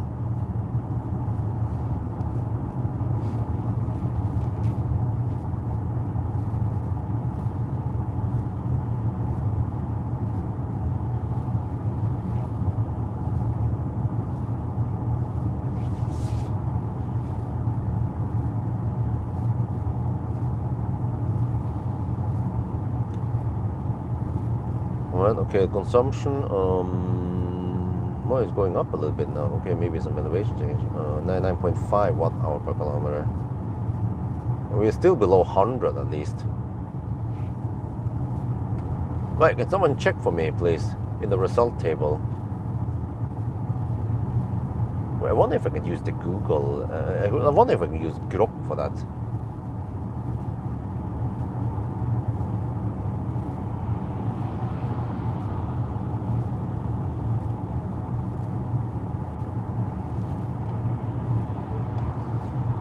In Tesla, Björn Nyland's, the YouTuber Sunday Drive result table, what was the consumption and range on the Tesla Model Y rear-wheel drive? Bjorn Nyland's Model Y cabin drive test showed 142 watt-hours per kilometer at 90 kilometers per hour. At 90 kilometers per hour, it was 142 watt-hours per kilometer and 493 kilometers of range. Tires. No, I meant the Sunday drive where he drives slow. You're talking about the Tesla Model Y RWD Sunday driving video from Norway. He averaged 102 watt-hours per kilometer over 530 kilometers, arriving with about 1% battery left and estimating around 550 kilometers total range in 26 degrees Celsius conditions, with HVAC off. And was that done in Norway? When was that? Yes, that Sunday drive was in Norway. He started from his house, drove through Norwegian roads with mountains and 80 kilometer per hour limits, and ended at a charging site. Very impressive.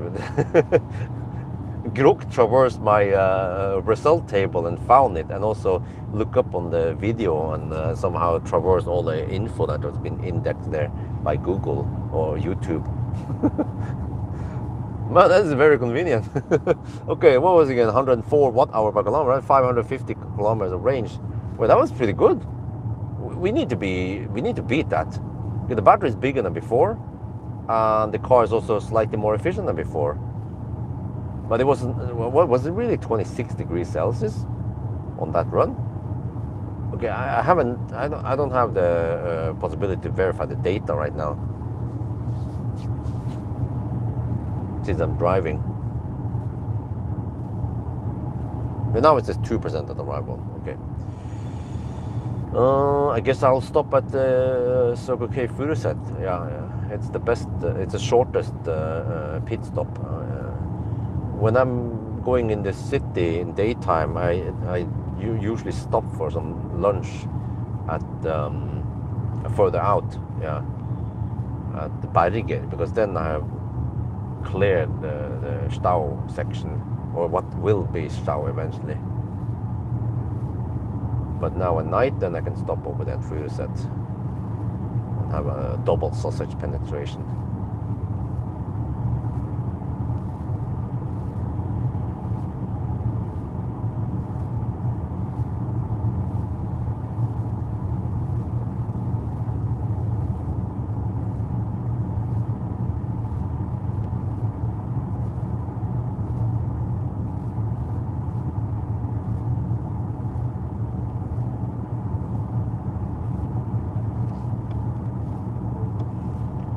The YouTuber Tesla Björn, he talks about this double sausage penetration 1,000 kilometer challenge. What the heck is that?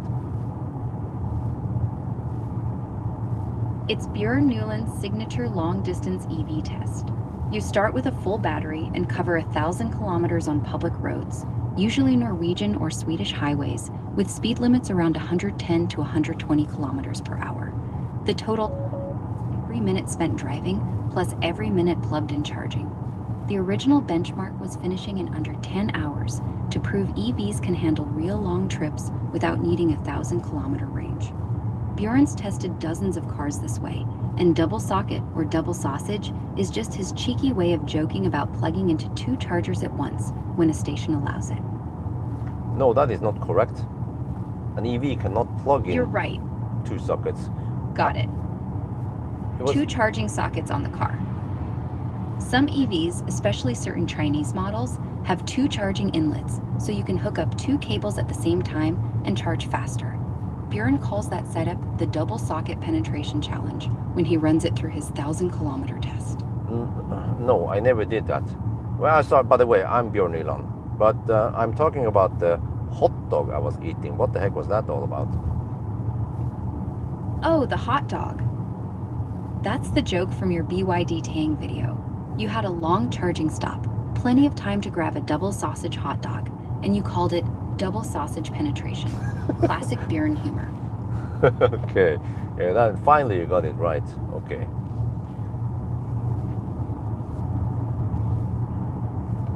Oh, okay, yeah. So that was, yeah.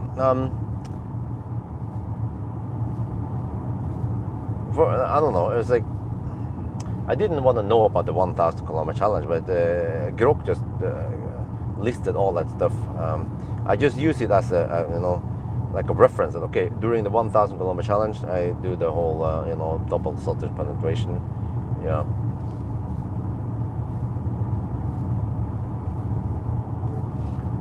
Björn Nyland, the YouTuber, in many of the videos, he looks at this weird item and he always says, "What the heck is this thing? Yeah, what is that thing?" It's Bjorn from the old Ice Poseidon Circle, Bjorn TV. He was streaming in the US and kept running into these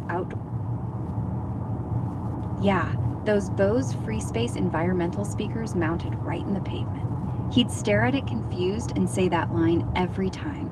They're for playing music outside in public spaces. No, I meant Björn Nyland, the YouTuber, Tesla Björn. When he says, "What the heck is that thing?" and he points at this object, what is that thing? It's his catchphrase for hammer juice. When the battery's low, lithium cells lose power, so he charges a bit extra to have enough juice left to overtake cars at the end of a leg. That's hammer juice. Well, you got that one right, actually. But no, I meant in many of my videos, when I'm looking at the car's interior, I will see this object and I will always say, "What the heck is this thing?" Yeah, what is that thing, that object I am pointing at in the videos? That's the little hook or clip on the inside of the glove box or door panel. He points at it, wondering what it's for, and it's there to hang the owner's manual or a small bag inside the glove box. No, that is incorrect. It's something else. It's a metal piece. What is that thing? It's the metal clip or bracket that holds the sun visor in place when it's flipped up. It's the thin metal strip or tab on the Tesla's charge port door, or the frunk release mechanism. He often points to that little metal piece inside and wonders aloud what it's for. No, that is still not correct. You must have parsed the wrong data. I have been pointing at a metal piece in many of my interior reviews or banana box test, and then I jokingly said, what the heck is that thing? It is quite obvious what it is, but do you know what it is?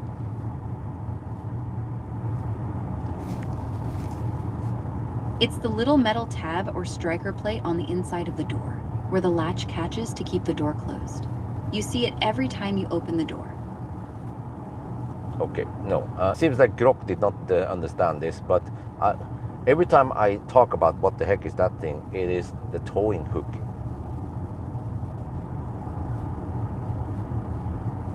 Ah, the towing hook.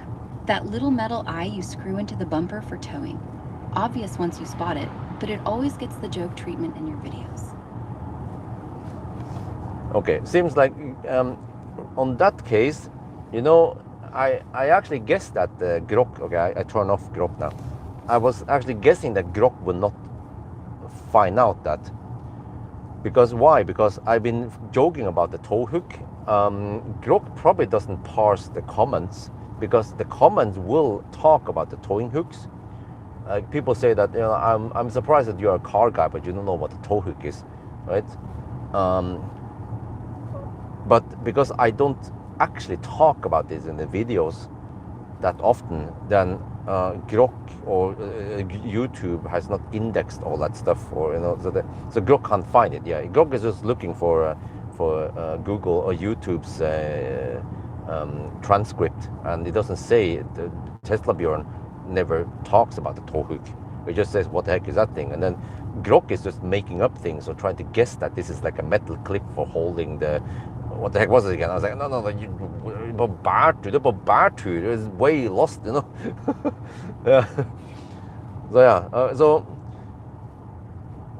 well, interesting. That was like the hardest test, and it couldn't find it out. Oh, it's funny.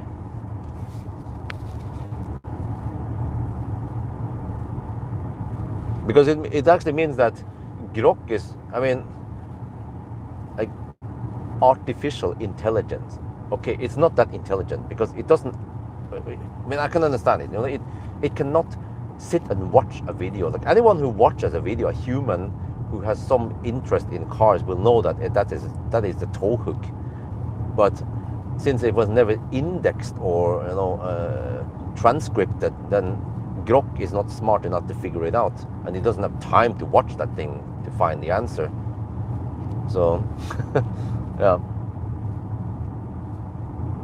No, yeah, but it's because, you know, you have to understand how the stuff works, you know, because it just parses data.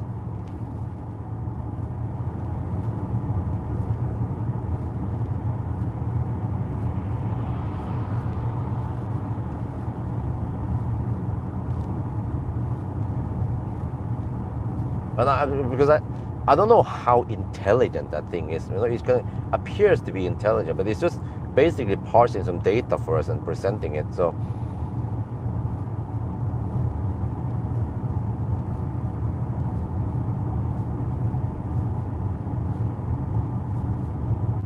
wait, what the heck is this? Another detail? Oh no, it's just a slowdown. Yeah, they're doing some clipping or cutting.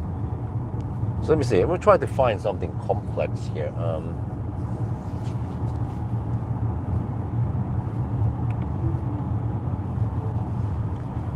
So I borrow press cars to test like a journalist, and then when I email a company like Volkswagen and ask them if a press car is available, then sometimes they are slow to respond. or they forget about my email. What should I do? Follow up politely after about a week. Reference your original email briefly and ask if there's any update on press car availability. If no reply after that, a quick phone call to the press office can work wonders too. Building a relationship helps. Maybe connect on LinkedIn or attend auto events. Persistence pays off. Just stay professional. But let's say they say that the car is available, and then I request a date, and then I don't get reply. What do I do then? Send a gentle nudge after 5 to 7 days. Something like, "Hi, following up on our email about the press car availability.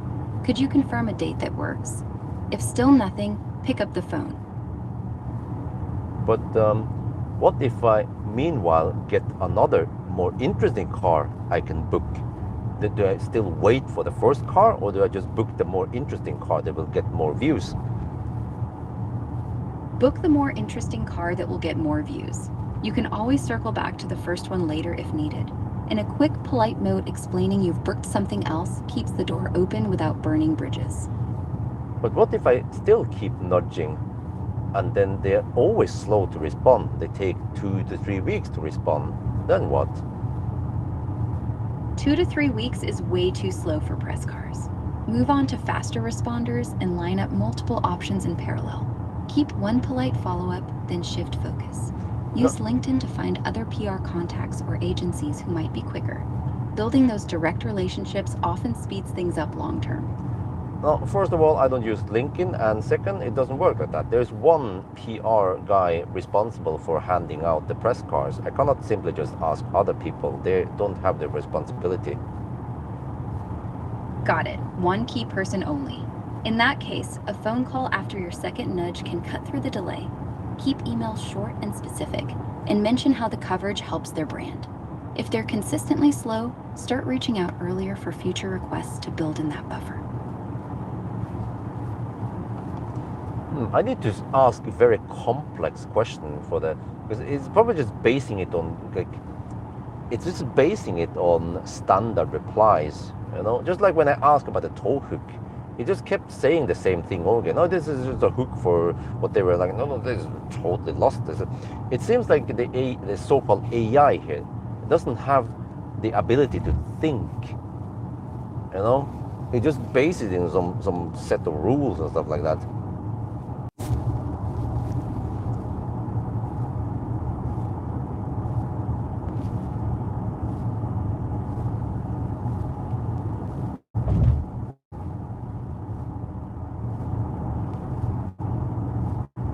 Of course, if I ask for something simple like how to get rid of stains in the pool, then it's easy. You can just Google about this and find the answer and give it to me. But if it requires some more complex thinking, even also mathematical stuff that I've shown, is also very simple for robots to calculate. But I mean, something complex would be, yeah, I mean, like, is it better to, okay, let me try this.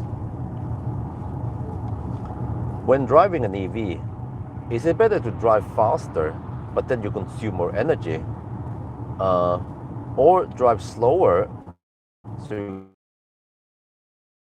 you still need to charge less than to arrive faster? What is the fastest way of traveling with EV? For fastest total travel time in an EV, including charging, drive around 120 to 150 kilometers per hour with frequent short charging stops. Slower driving uses less energy but adds significant time on the road that charging can't fully offset. Faster driving with quick top-ups at fast chargers wins on total door-to-door time. Where did you get this 120 to 150 kilometers per hour from? What source is that? That from a German real-world test on Autobahn driving. They tested different cars on a long trip and found 150 kilometers per hour gave the shortest overall time with quick charges, while anything much faster or slower added more total time. The article is on emobility-magazine.com. Okay, but what if you're driving a van and the van doesn't charge that fast, like a Mercedes EQV?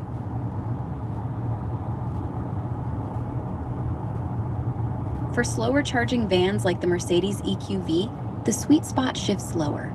The Mercedes EQV charges at a maximum of around 110 kilowatts DC, with an average of about 95 to 105 kilowatts from 10 to 80%. Its highway consumption runs higher too, around 30 to 36 kilowatt hours per 100 kilometers. That means the optimal cruising speed drops to about 100 to 120 kilometers per hour. You'll make more frequent or slightly longer charging stops, but keeping your speed moderate saves enough energy to cut overall trip time compared to pushing harder. So how many percent should I charge to then? For the EQV, stop charging around 70 to 80% state of charge. That's where the charge rate stays high before it tapers off. Going to 100% adds a lot of time for little extra range. Okay, what if I would do the same thing with a Tesla Model Y long range?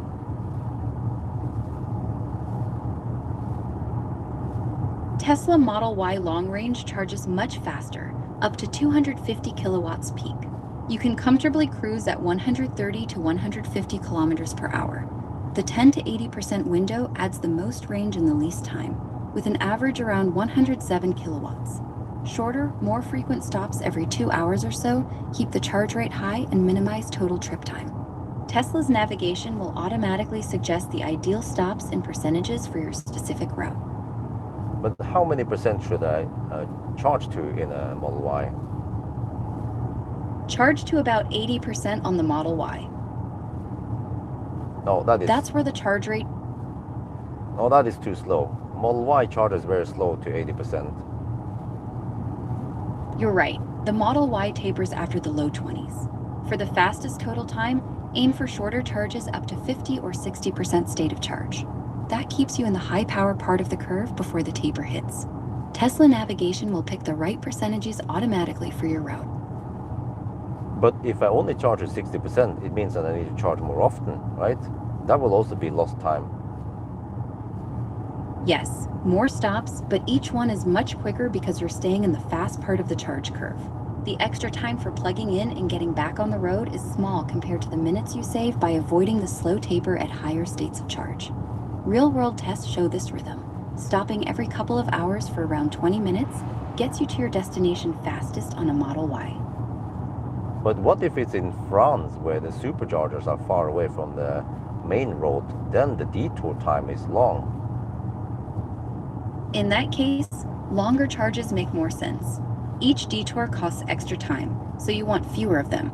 Charge deeper, closer to 80% or even higher if needed, to stretch the distance between stops. The navigation will factor in the actual detour times and suggest the best balance for your route. Okay, I'll stop the interpretation. I don't know, is Grok just making up things? Okay, it looks at some article that some Germans tested, but that test, I assume, is not that thorough. I don't know how it needs to take into account both the range but also the charging speed. They probably just take the charging time to 80%, but that's not accurate because many cars charge faster to like 60%, 50%, and that's more optimal. So yeah, I don't know. I don't have any good complex like scenario, but I suppose that it's hard. Just like the tow hook thing, Grok couldn't figure it out. You know, because Grok is not that smart. Yes, it's just like it's just a good runner. You know, it's just good at finding data, but not very good at parsing or analyzing data like a true human can.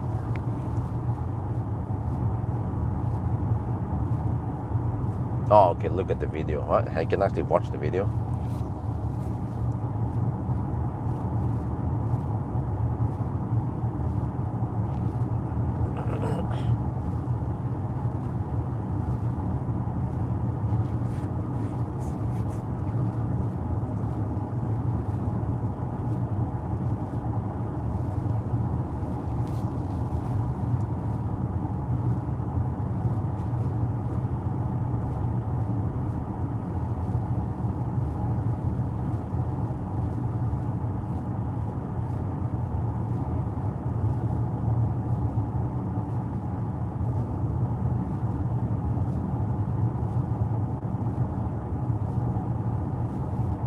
how we're cooking now.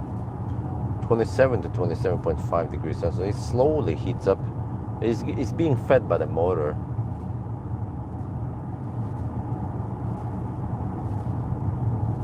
Claude, Opus. Can you make a video about batteries NMC? Huh?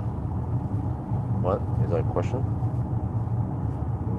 Let me see. Now it says 3% on arrival. So I'll drive past Yes Home and then turn around and then end up at Yes Home.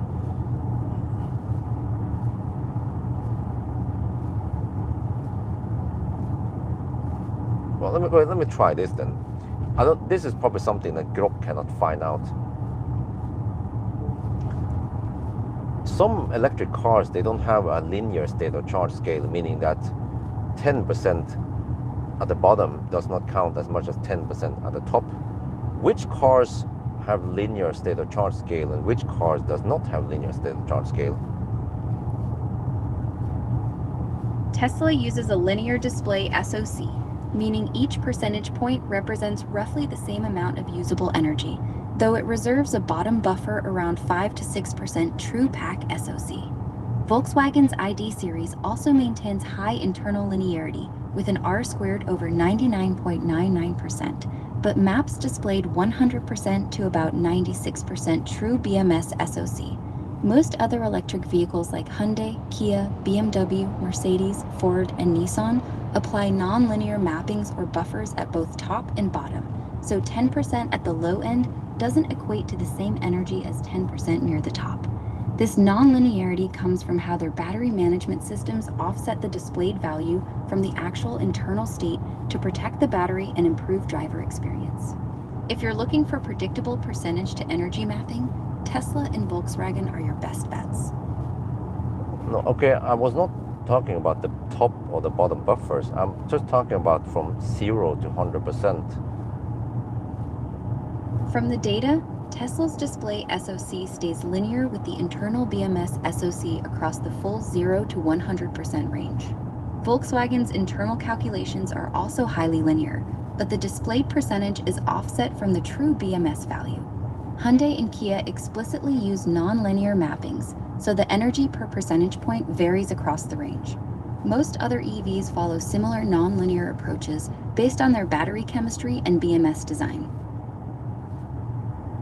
So what about the Audi Q6 e-tron? Does that one have linear state of charge scale? I need to check the latest details on the Audi Q6 e-tron. The Audi Q6 e-tron, built on the PPE platform with an 800-volt architecture, doesn't have publicly documented details confirming a strictly linear SoC display from 0 to 100%. Forum reports from Q6 and related e-tron owners show SoC jumps and inconsistencies, suggesting non-linear mapping or buffers, similar to other Volkswagen Group vehicles. Without specific BMS teardown data like we have for Tesla or VW ID series, I can't say for certain if it's linear across the full range. If you have access to diagnostic tools or OBD data from a Q6, that could reveal the exact mapping. What about when the YouTuber Björn Nyland tested the Q6 e-tron this summer on the Autobahn going at 200 kilometers per hour? In Bjorn Nyland's 2026 high-speed Autobahn test of the Audi Q6 e-tron Quattro at around 200 kilometers per hour, he started at 92% and drove until about 3% remained, covering 155 kilometers. He noted the state of charge scale seemed quite linear, using that assumption to plan his turnaround point and calculate consumption at roughly 52.9 kilowatt hours per 100 kilometers, with about 5% energy lost to heat. That matches what we saw earlier with Volkswagen Group vehicles having strong internal linearity. But it turns out that the state of charge scale in the Q6 e-tron is not linear. At the top, it's more energy dense versus the bottom, so the state of charge drops faster towards the end.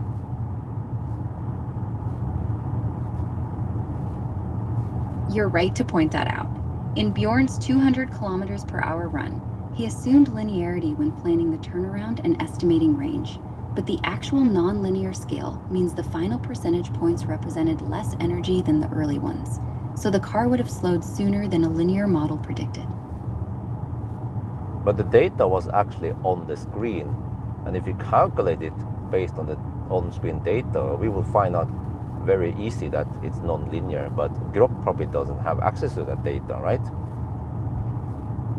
That's a fair point. I can't pull frame-by-frame numbers or timestamps from the YouTube video myself. If you share the key on-screen readings, like SOC and energy used at different points, I can help crunch the numbers to confirm the non-linearity. But if Grok finds out something like now that it was in fact non-linear, then will it remember it when other people ask about it? Yes. Once I learn something from our chat, like the Q6 e-tron's non-linear SOC scale, I can use that in future answers to anyone who asks. Each conversation is independent, so new details stay here, unless they're confirmed elsewhere and show up in my training or tool results. Oh, interesting. So they actually learn from this. Huh. Okay, I stopped.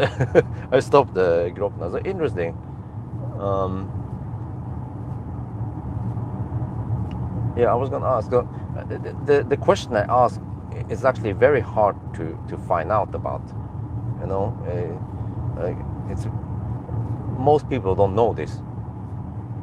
It's not a common thing. Like it's not like you know, charging time from 10 to 80% or something.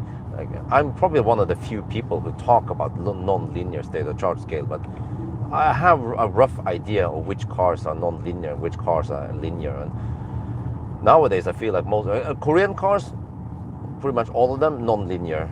Tesla, dead linear. The Mercedes GLC was also dead linear.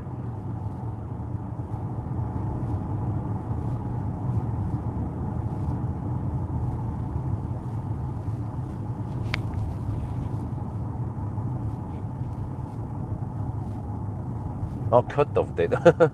Oh, yeah. Yeah, about where it gets the data from, right?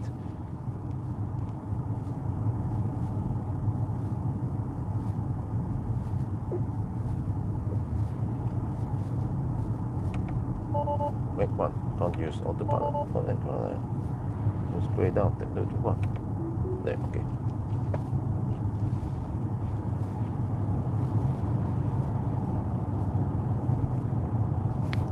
Give it a try. What is Grok's cutoff date? Grok's knowledge cutoff is October 2023. Anything after that, I might not know about.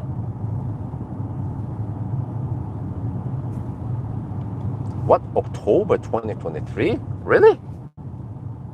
Wait. Are you sure about that? Wait, when I refer to the Tesla Bjorn going on Autobahn, it immediately looked up and it found all that stuff, because I was probably just looking through the transcript, so it was correct. I charged to 92% and I ran it down to, oh wait, did I run it down to 3%? I think I ran it down to 1%, didn't I? Okay, but whatever, you know, it just pulls the data from Google server and the transcript. Of course, that doesn't take too long.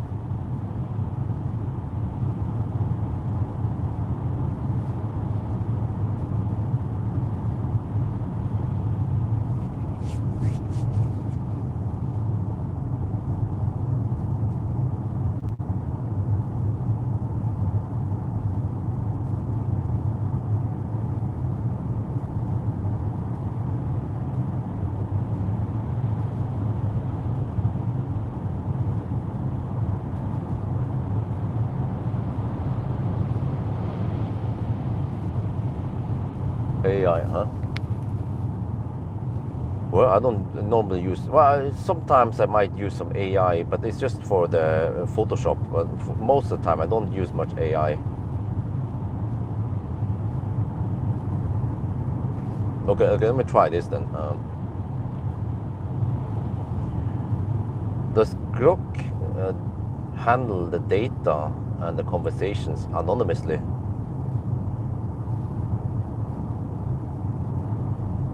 I can't speak to the exact data handling policies since those are set by XAI. Conversations aren't fully anonymous by default.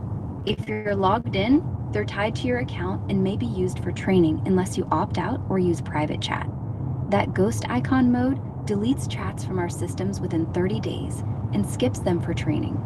Unauthenticated use can mean anonymous collection in some regions, but Norway's rules might vary. Check XAI's privacy policy for the latest details. But if I'm not logged in, are the IP addresses stored?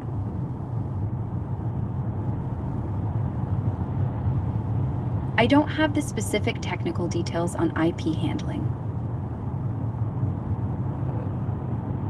And then what if the conversation is about something illegal, like a terrorist attack? Then what? XAI may use automated safety tools to scan for violations of their terms. If something like that comes up, they could keep the data longer for legal or security reasons, and might involve law enforcement if required.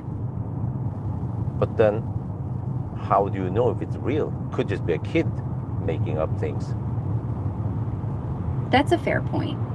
Automated classifiers look for patterns and keywords, but they can't read minds or know intent perfectly. A kid joking around versus a real threat is hard to tell from text alone, so safety teams probably review flagged stuff and investigate if needed. Better to be cautious than miss something serious. But is the query saved in audio form, or is it transcripted and saved? I don't have the exact technical specs on how audio queries are stored. Interesting.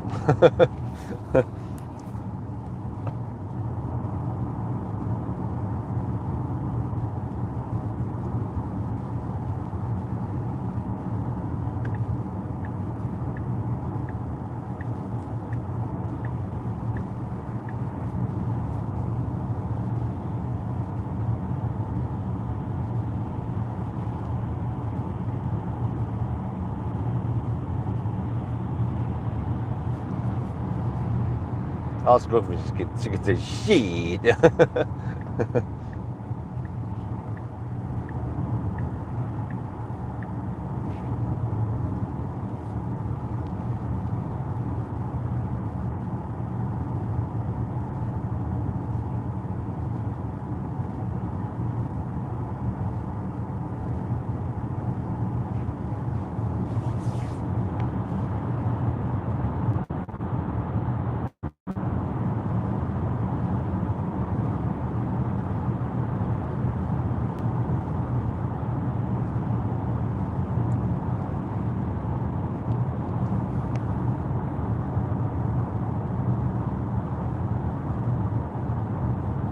But what is the benefit of logging into Grok then? Can it save like a profile on me or some shit?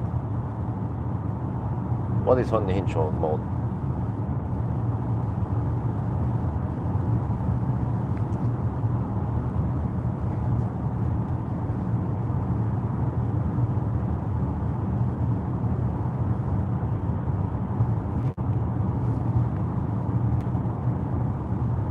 No, I mean, that's why I ask, because I don't know what it is.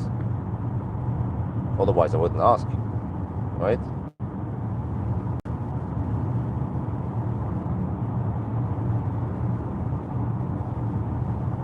Well, it claims it's 70 zone over here. What the hell, man?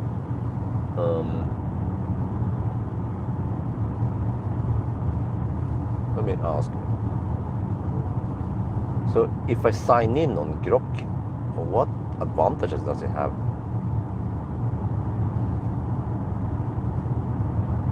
I need to look that up for you. Signing into Grok on your Tesla lets you sync conversation history across devices. Your chats stay anonymous to Tesla and get processed by XAI under their privacy notice. For calls, it accesses your phone contacts locally without sending them anywhere. Location features need your opt-in to share precise location. No vehicle control or other broad access is granted just by signing in. But will it then remember a previous query, or is it still starting from fresh every time you activate Grok?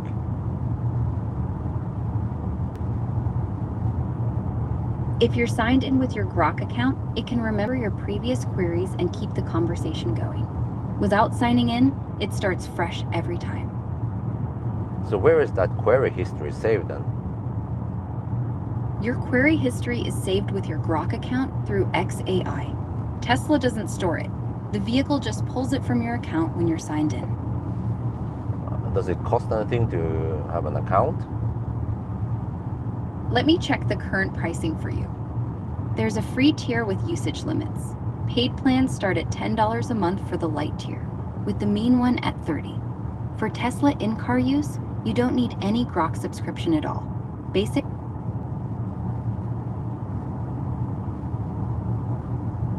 in-car Grok works without... Yeah, that's the free option. Anything else I can help with? I noticed that many times when Grok is answering, it tends to cut off. What is the reason for that? No, then it disappeared. Many times when Grok is answering, the answer is cut off. What is the reason for that?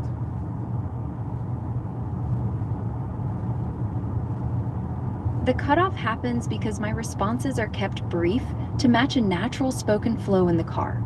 If something gets truncated, just say continue or ask me to finish the thought. Okay, interesting. But I was going to ask about something else. Yeah, I tend to forget about it. Other spec is talking about Björn's reviews on this channel. Okay, cool. What did he mention now? Turn it on a costume. Oh, okay, yeah. But what was I going to say again? For me, I don't know. It sounds a bit childish. It's very useful to try to learn about how it works, and yeah, and also like I asked earlier in the live stream about how it calculates things, because it can do things locally. It doesn't have to send everything to the server. So like easy calculation is done it, and then but it just runs the onboard stuff.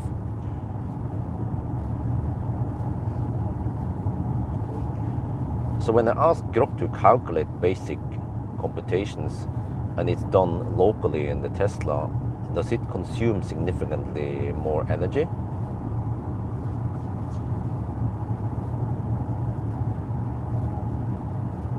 No, basic computations with Grok don't consume significantly more energy.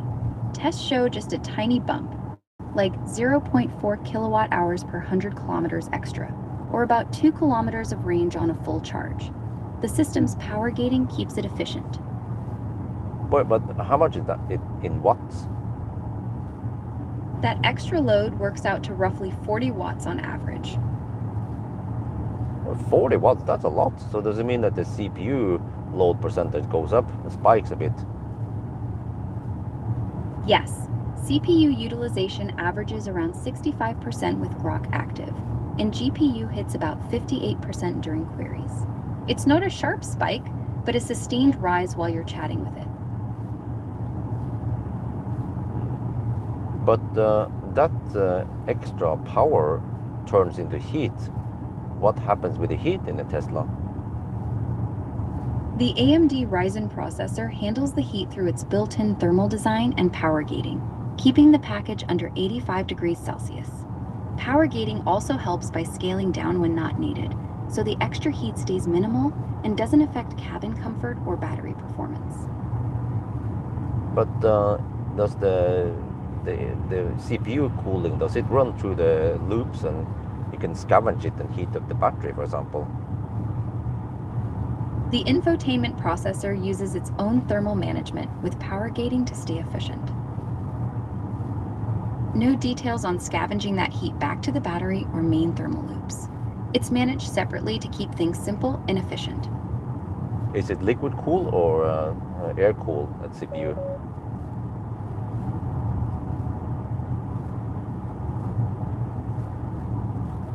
Connection error occurred, okay. Yeah, no connection. Yes, the extra power from Grok does generate some heat in the infotainment system. The AMD Ryzen processor's thermal design and power gating keep temperatures in check without impacting the cabin or battery.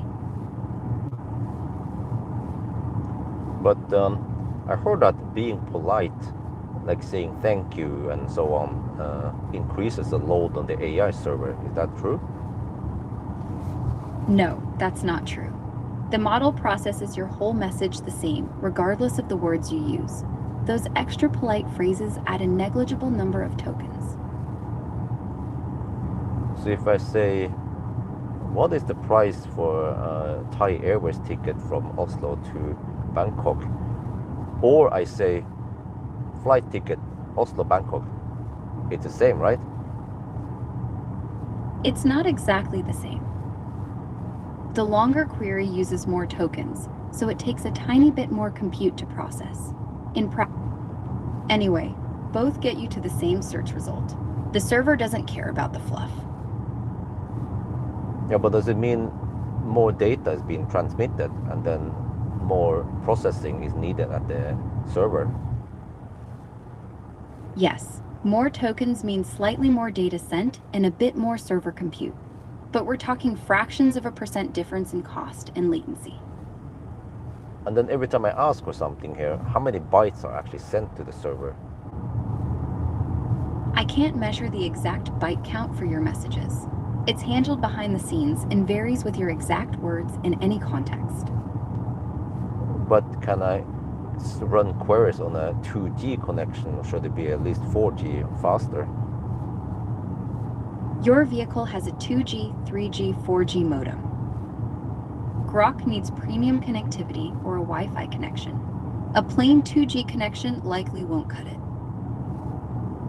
Well, you basically answer it then, that it needs some data, not just small text files.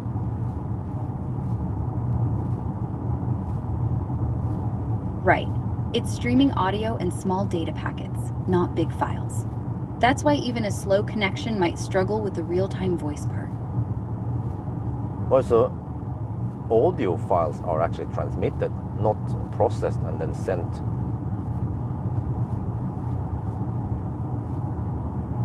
It's live audio streaming both ways. Your voice gets sent to the server as it happens, gets processed there, and the reply streams back to you. No files involved.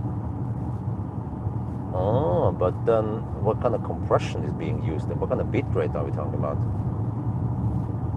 I don't have the exact specs on the compression or bitrate. That's internal to the system. But it's not sending uncompressed. That would be madness. Exactly. Uncompressed audio would be way too heavy. It's definitely compressed for efficiency. But that means that the onboard, the Tesla doesn't need to do any, voice generation then.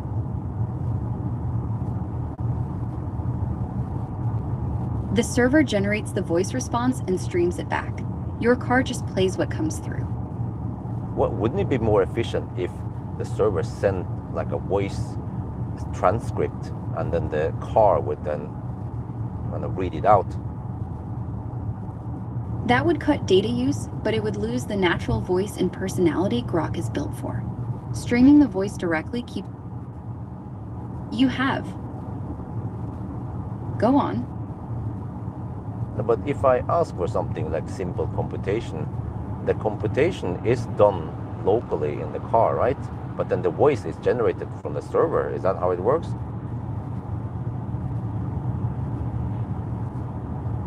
Simple computations are handled by me right here in the car. Voice replies stream from the server. I can't confirm the exact split without internal specs. Okay, interesting. Well, as far as I thought that the voice generation was done locally in the car. Okay, sorry, I turn off the AI. It's maybe sometimes hard to follow what the heck, if I'm talking to you guys in live stream or if I'm talking to Grok, but yeah. So Grok, so that's interesting. It actually sends the audio files back and forth. Holy shit, man, that requires some data, even if it's compressed. I guess, okay, it's mono only, but it has to have some kind of clarity so that the server can interpret it. But yeah. Wait.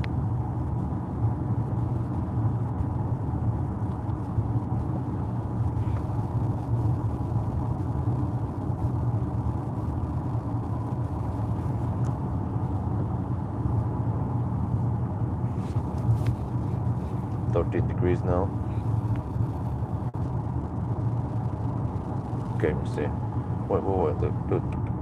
Why is this guy so slow?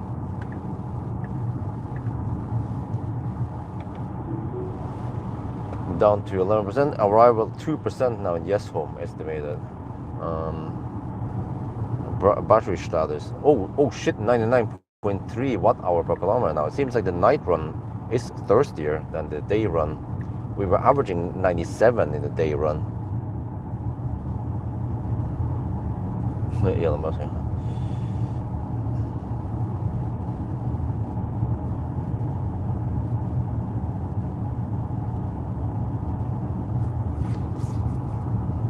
So we have around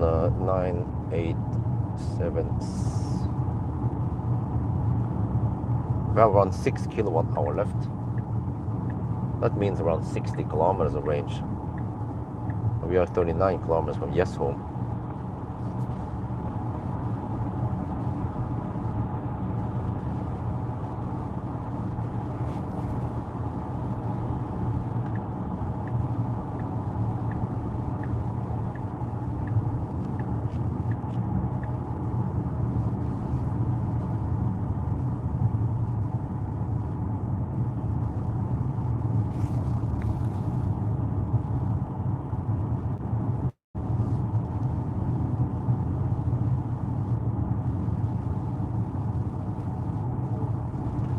Why are there so many ladyboys in Thailand? Thailand has a long history of accepting gender diversity, with cultural roots in Buddhism and traditional third gender roles. It's more about visibility and acceptance than sheer numbers. Kathoi are openly part of society, often in entertainment, beauty, and tourism. Legal and social tolerance also plays a big role, unlike in many other countries. Does it mean that Thailand has the most ladyboys then in the Asian countries? Thailand is widely considered to have the highest visibility and largest community of transgender women, often called ladyboys or kathoi, in Asia. According to recent data from World Population Review, the Philippines actually tops the list in Asia, with an estimated 239,000 transgender individuals, ahead of Thailand's 62,000. Pakistan, Indonesia, and Malaysia follow after that. Thailand's reputation comes from its cultural openness and visibility rather than raw numbers. Well, I'm Thai and it's pronounced Kathoi.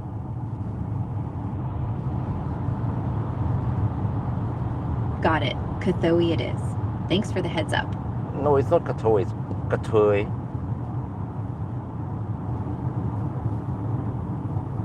Kathoi. My bad on the slip. No, it's not. It's not Kathoi. It's Kathoi.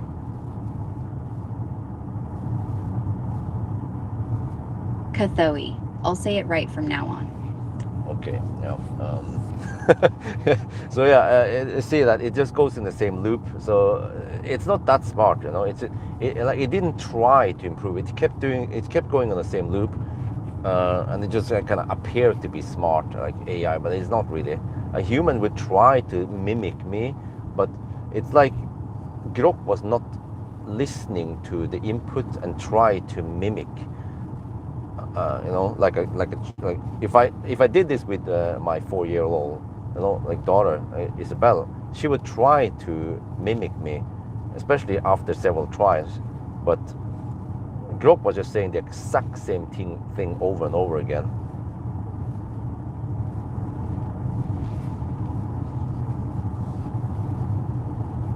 So I wonder if it has some kind of set rules, and then it just tried to follow it. They must have done something there, you know, beforehand.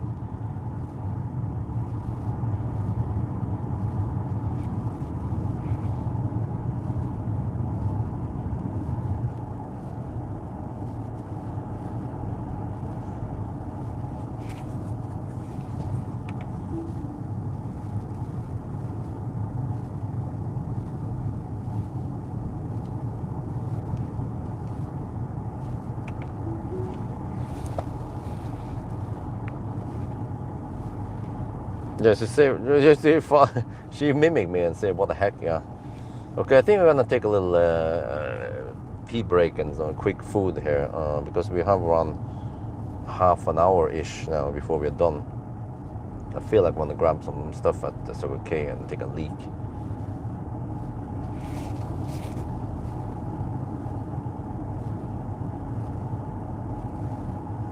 It's 99.2 now. Yeah, so it was.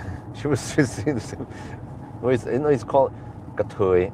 It's weird because she could have maybe used the Thai engine, but she was kind of locked on the. Well, I keep saying she, but I mean it's it. You know, Grok was just locked on the one language, so of course they just follow that procedure for pronouncing it.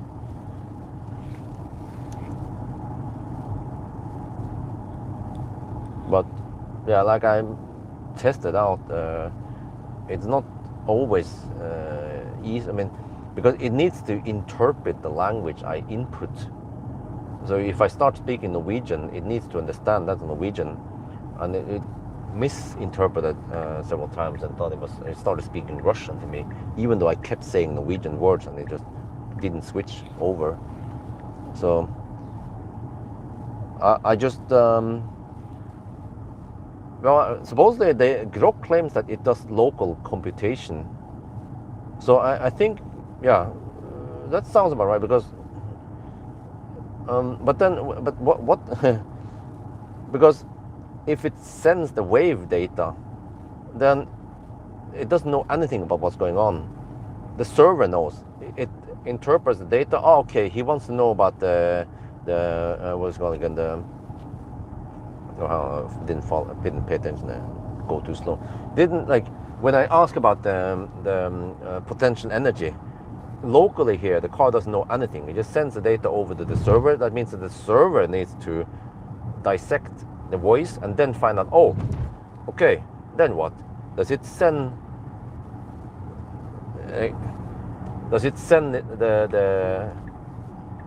the parameters over to this car to compute?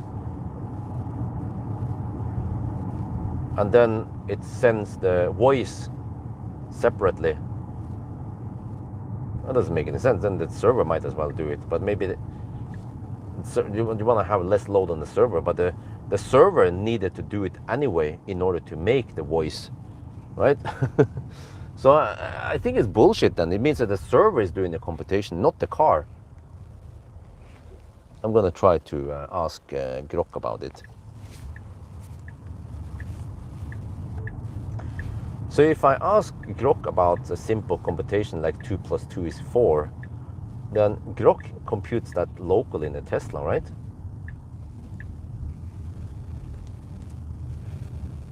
Yes.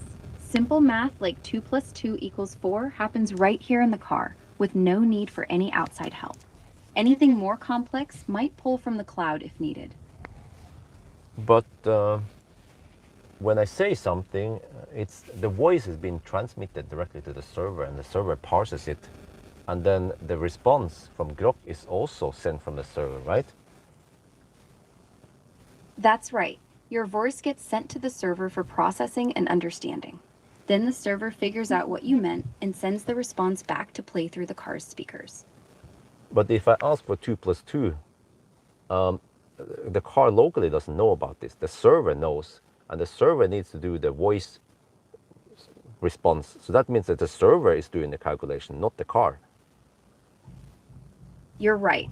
The server handles the voice parsing and any calculation, then sends the spoken answer back to the car. The car itself doesn't do the math locally in that case. Okay. Oh, it's funny, man. Okay, anyway, I'm gonna go take a leak now. I'll be back. Exactly, it's nonsense. It turns out that don't blindly trust what the heck Grok claims. Just like Google AI, you know, lots of the stuff there is not correct.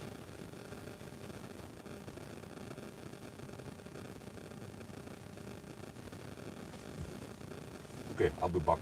Consumption is now 99.2, always gonna go up.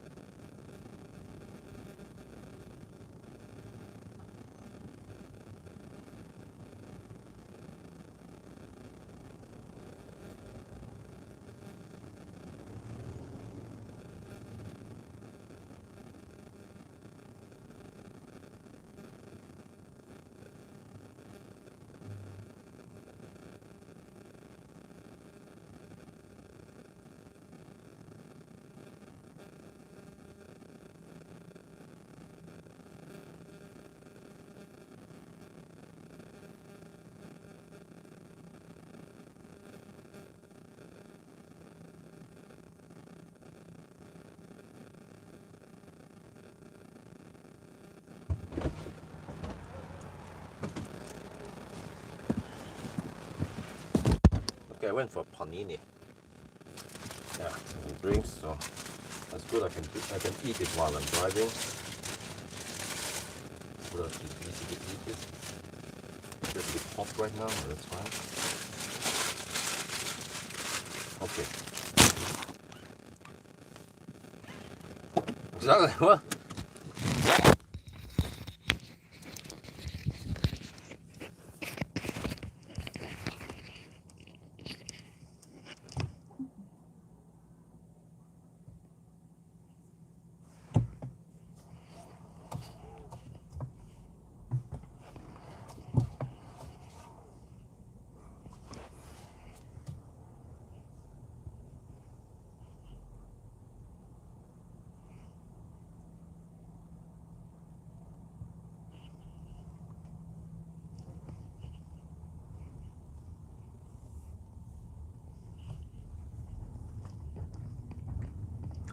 Well, I don't usually come here very often anymore. I used to come here all the time when I lived at Allenby.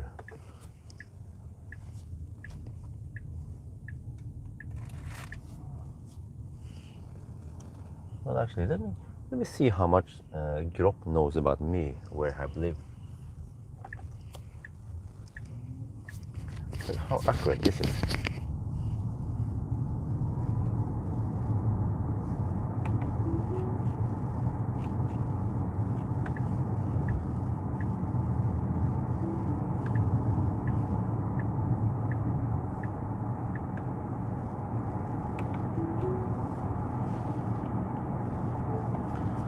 The Norwegian YouTuber Bjørn Nyland, Tesla Bjørn, where was he born?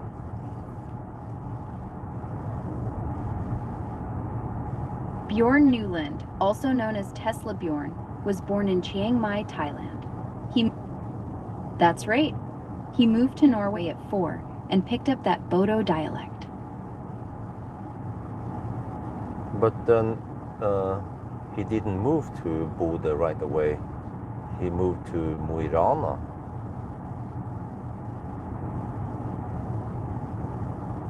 You're right. He landed in Mo i Rana first. The sources still point to Bodo as where he settled and grew up after arriving in Norway. No mention of Mo i Rana anywhere. He moved straight to Bodo to help his mom with the import shop, and that's where he spent his childhood. And then after Bodø, where did he move then? He left Bodo for college around 2001, moving straight to Oslo for his first IT job. He stayed in Oslo for years, briefly returned to Bodo in 2015 to help his mom, then came back to Oslo before building and moving to his new house in Jessheim around 2023. No, wait a minute. He moved from Bodø in 1998. You're correct. Where did he study? In his Bodo, Oh. he studied computer engineering at Gjøvik University College. He started his 3-year computer engineering program at Gjøvik University College in 1998, then headed to Oslo after graduating in 2001. And then what was his first car? His first car was a 1986 Renault 5. He got his driver's license in 2000 and bought it right after. Where did he get the driver's license? Which city? He got his driver's license in the year 2000 in Bodo. Oh, that's incorrect. That's during his That's incorrect. He got it in Gjøvik.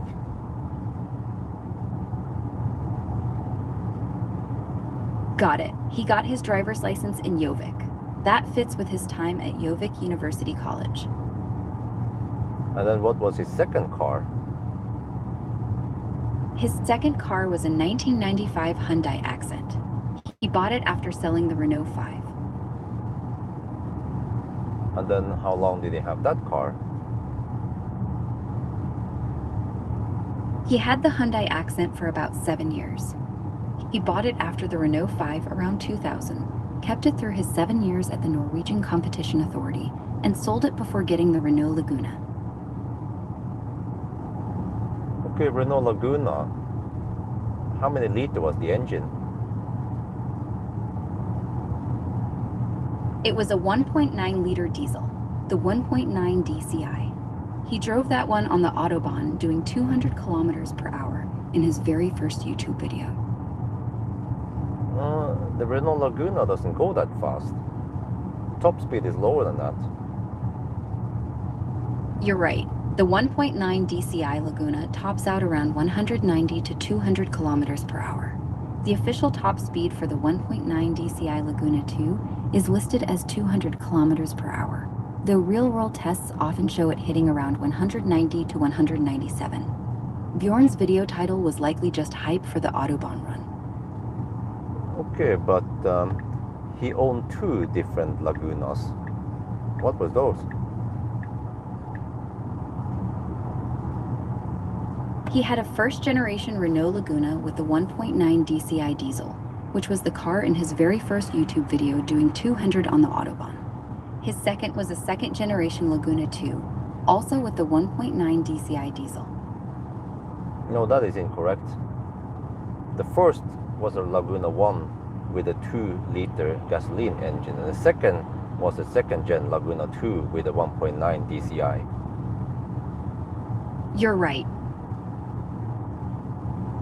The first was a first-generation Laguna 1 with the 2-liter gasoline engine, and the second was a second-generation Laguna 2 with the 1.9 DCI diesel. So, this data that you have collected now, will it be saved so that future queries will be correct?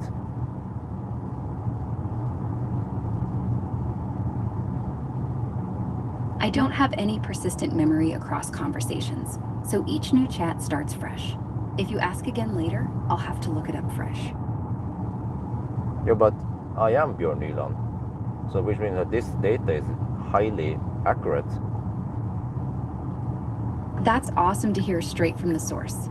Thanks for setting the record straight on the cars and details. But does that mean that the data you have collected will be saved for future queries to be correct then?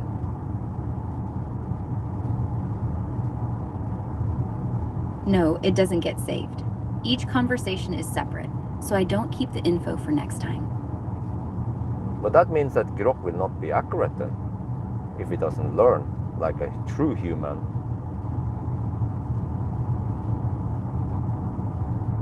You're right. Without keeping what we just went over, I'd have to relearn it every time. That's a real limit compared to how people build on what they know. I can pick things up fast in the moment and use tools to get fresh facts, but I don't carry personal corrections or details from one chat to another. But that means that Grok is not artificial intelligence, because intelligence would learn. It's not intelligence, it's just computing. You're making a fair point. True intelligence usually means learning and building on past experience, and I don't do that across separate chats. What I do is compute answers on the spot using fresh data and logic, not store personal history like a human brain would. Yeah, that is bad.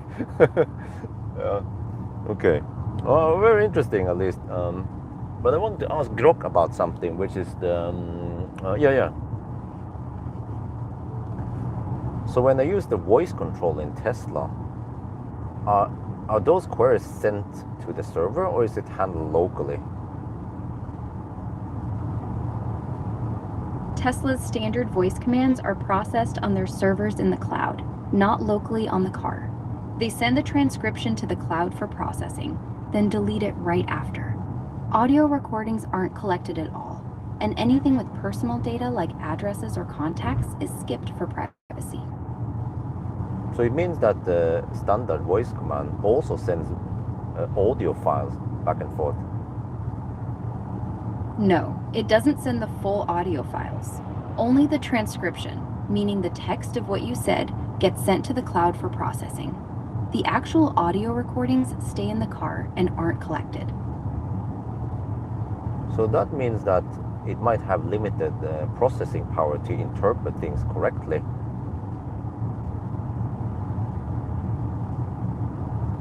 Not really. Being cloud-based actually gives it more processing power, not less. The servers can run much bigger, smarter models than the car could handle on its own, which is why it understands So, What's on your mind? No, but we just talk about this now. Is that the processing is done locally, which means that it has limited ways of understanding a human with some errors here and there, right? Versus server with more power processing it.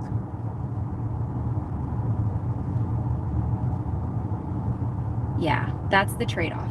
Local hardware has to run smaller models with less data, so it can trip up on tricky phrasing or rare requests. Cloud servers throw serious compute at it. Bigger models, more training data, fewer mistakes. That's why Tesla's setup leans on the cloud for that extra smarts.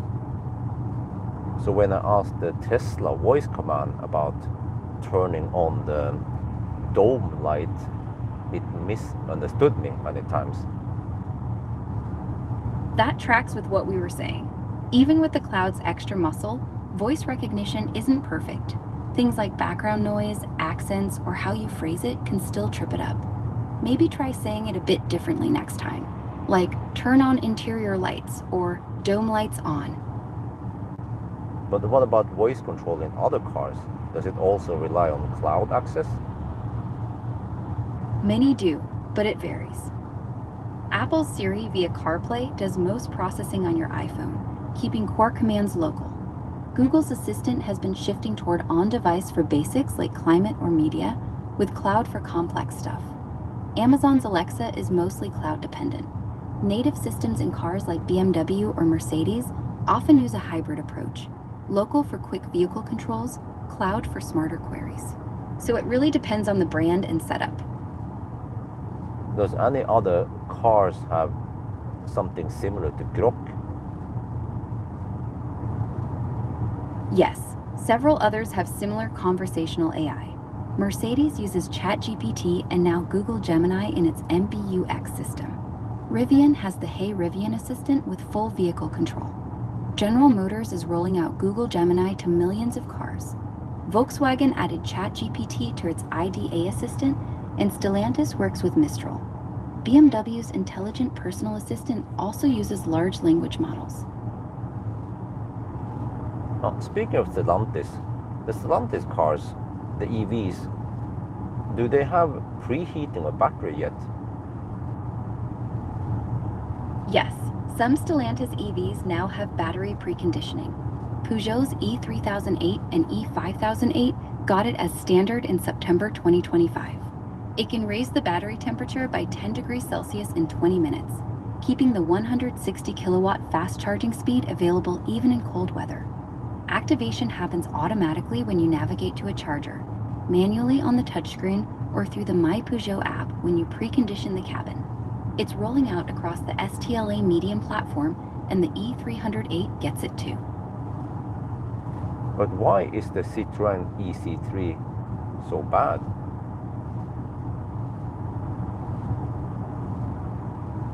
The Citroën EC3 gets flack for a bunch of early bugs, like infotainment glitches, phantom range readings, random wiper triggers, and charging that won't negotiate with stations. It also lacks a heat pump, so winter range tanks hard, and real-world highway efficiency is poor. Add multiple recalls including a stop-drive brake issue and some sudden motor failures, and it feels like a car rushed to market to hit a rock-bottom price. Well, at least Grok is right about that part. But I didn't know that the Stellantis cars finally got heat pump, the preheating now. Okay. Yeah, I turn off Grok for now. No.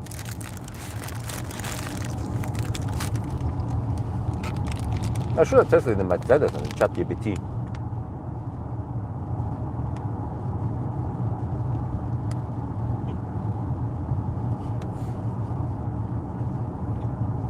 Now we're down to 6%. Now we had 100 watt-hour per kilometer, so the night run here was higher.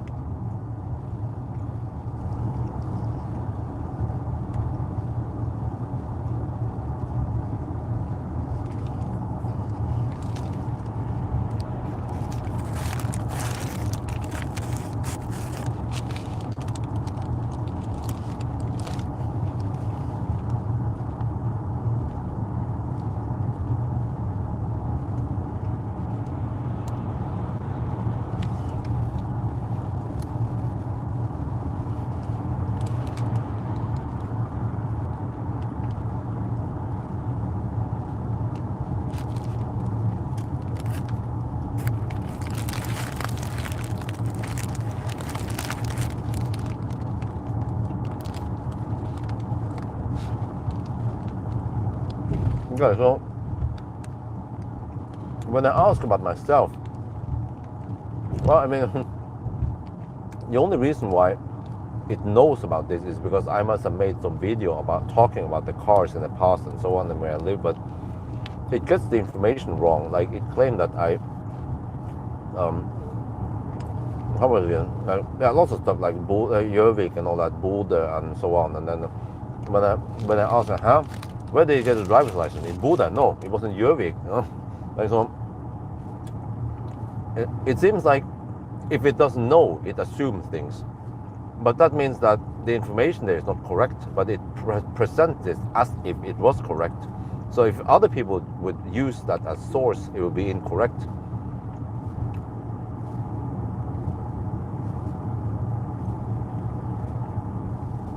Well, you either need to hammer it or... Yes, I know you.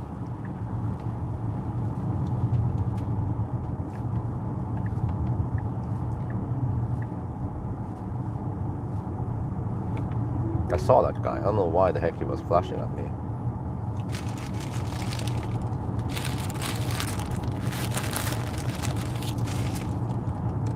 He was also tramping in the left lane. There he moved over. Confident, incorrect, yes.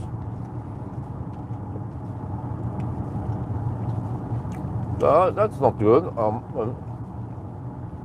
He doesn't learn.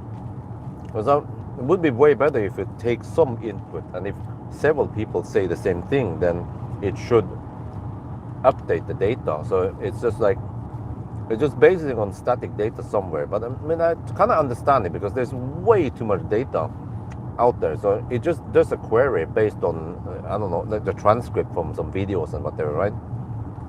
Or like if there's like an article that Tesla Björn moved to Bodø to help his mom with the store, and you know, if there's a transcript somewhere, then it's basing only on that, and it doesn't take new information to save it.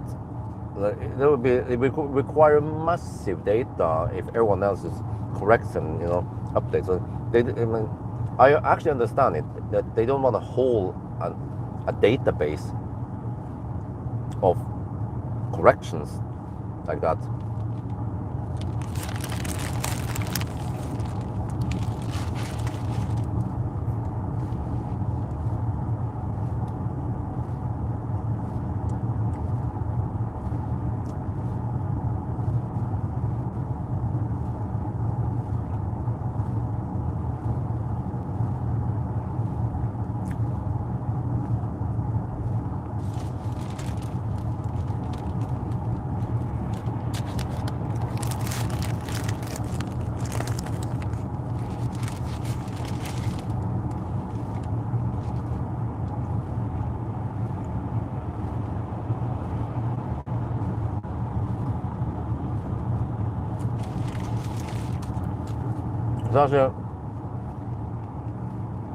Now I don't trust Grok because whatever Grok claims, it can be incorrect. It just takes it out of thin air.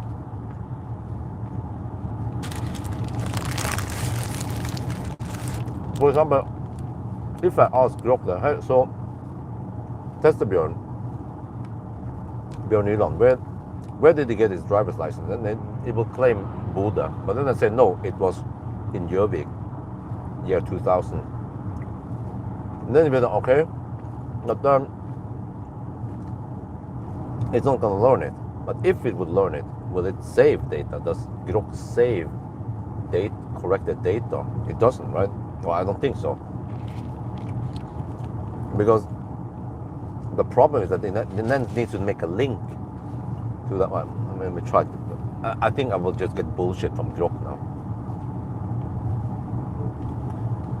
Tesla Björn Nyland, where did it take his driver's license? Bjorn got his driver's license in Norway in the year 2000. He mentioned it in a podcast while talking about his first car, a Renault 5 from 1986. He was still studying to become a computer engineer at the time, before he moved to Oslo in 2001, so probably up north in Bodø, where he grew up. No, he took the driver's license in Jørvik, where he studied college. Got it. Jovic it is. My earlier search didn't turn up the Jovic detail. Thanks for the correction. Yes, but it's kind of useless, right? Because you're not going to save this information for the future queries.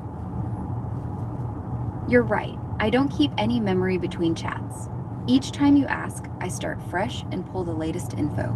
But I'm happy to help with whatever you need right now. But does it mean that Grok does not save any correct data? I pull fresh data every time using tools, so there's no stored memory of past facts or corrections. That's by design. It keeps everything accurate and up to date. But it's not accurate. It's just based on inaccurate data out there.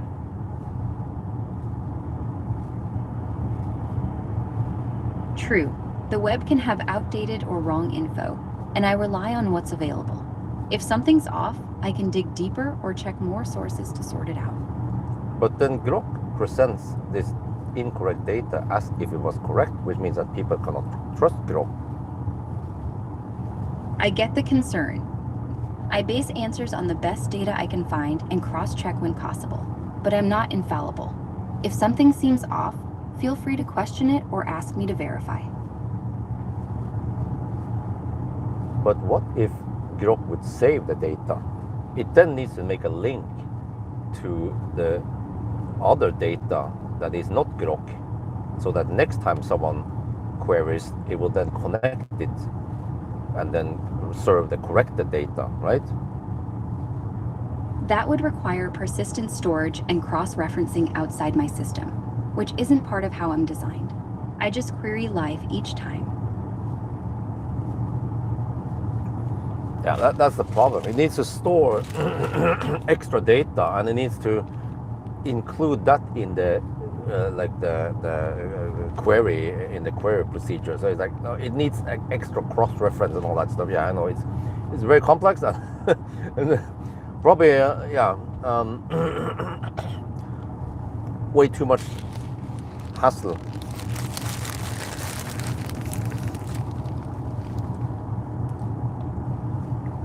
I think all these AI tools, it's just like a beefed up Google search.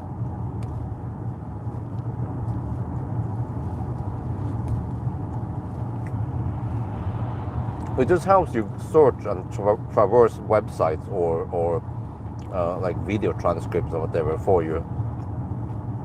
But it's not smart enough to remember things or all that stuff.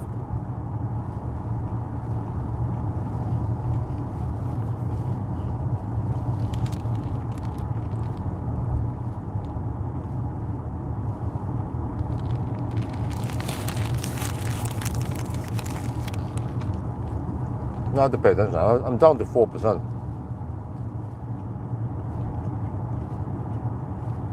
I can drive towards dawn. I have to check here. I have 2 kilowatt hour left. That means 20 kilometers.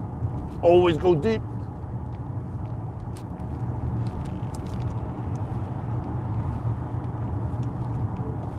When the YouTuber Björn Nyland, Tesla Björn, talks about OnlyFans, what does that mean? I couldn't find any YouTuber named Bjorn Newland or Just a Bjorn discussing OnlyFans.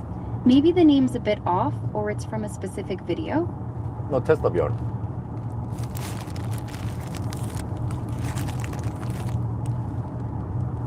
Got it. Not Tesla Bjorn. No, it is Tesla Björn. That's Still, when Tesla Björn talks about OnlyFans, what does it mean? Tesla Bjorn uses OnlyFans to mean the subscription platform where creators share exclusive, often adult or behind-the-scenes content for paying fans. He often discusses it in the context of his OnlyFans management agency, helping creators earn through subscriptions, pay-per-view, and fan interactions. No, when Tesla Björn does the Sunday drive, and he often talk about OnlyFans, what does it mean? Just a Bjorn Sunday Drive talks about OnlyFans as the paid subscription site where people post exclusive, usually explicit adult videos and photos for fans who pay monthly. Bjorn Newland, known as Tesla Bjorn or Just a Bjorn. Okay, I see. I understand why it doesn't know about this, because again, there is nothing in the transcript that points towards it. The image clearly shows that I'm talking about OnlyFans as of not running AC, but the transcript doesn't point towards that. If I would make a video explaining what OnlyFans means, then Grok will understand it, eventually pick it up and understand it. Or I mean, it doesn't understand, it just picks it up and displays the correct answer. So interesting. Since I just happen to have a YouTube channel and all that, I know many of the correct answers, and I can then query Grok, and then Grok many times cannot get the correct answer simply because the data is not there or it's not accurate. Or rather, the data is there, man. It's just that YouTube transcript doesn't cover that part naturally.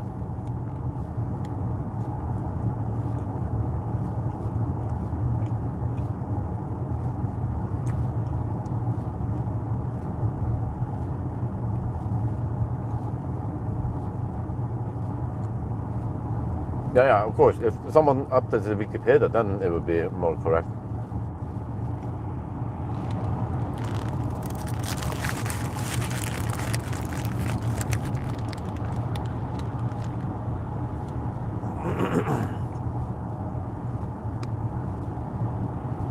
No, it's 13 degrees Celsius outside. It's not that cold.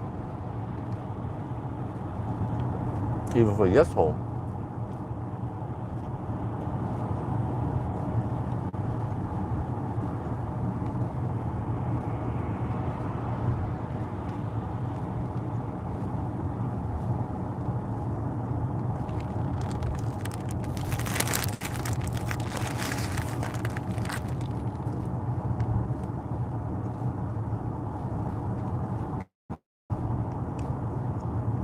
Okay, let me see. Claims. What? 11 kilometers. Definitely can trust it. Well, it sounds about right.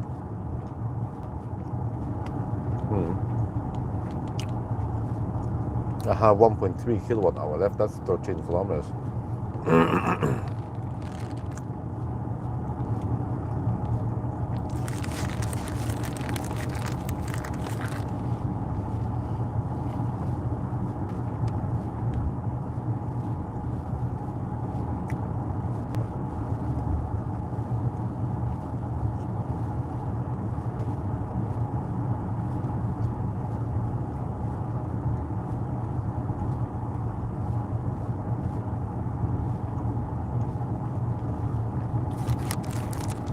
Right. This should be enough. I'm gonna go to the next turnaround point and then go to the airman. That should be 0%, yes. Let me see what the car calculates now. It calculates arrival with 0.0%. Okay.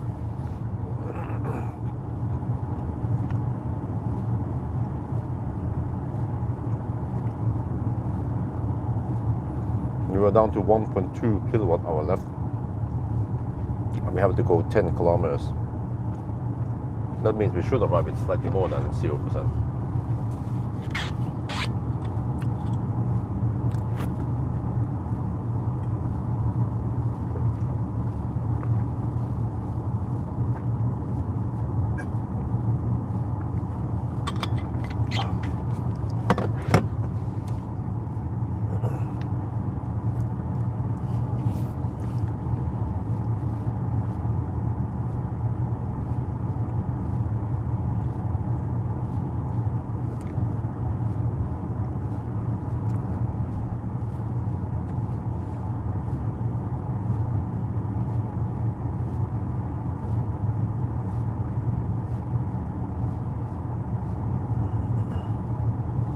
Right, 566 kilometers so far on the trip meter.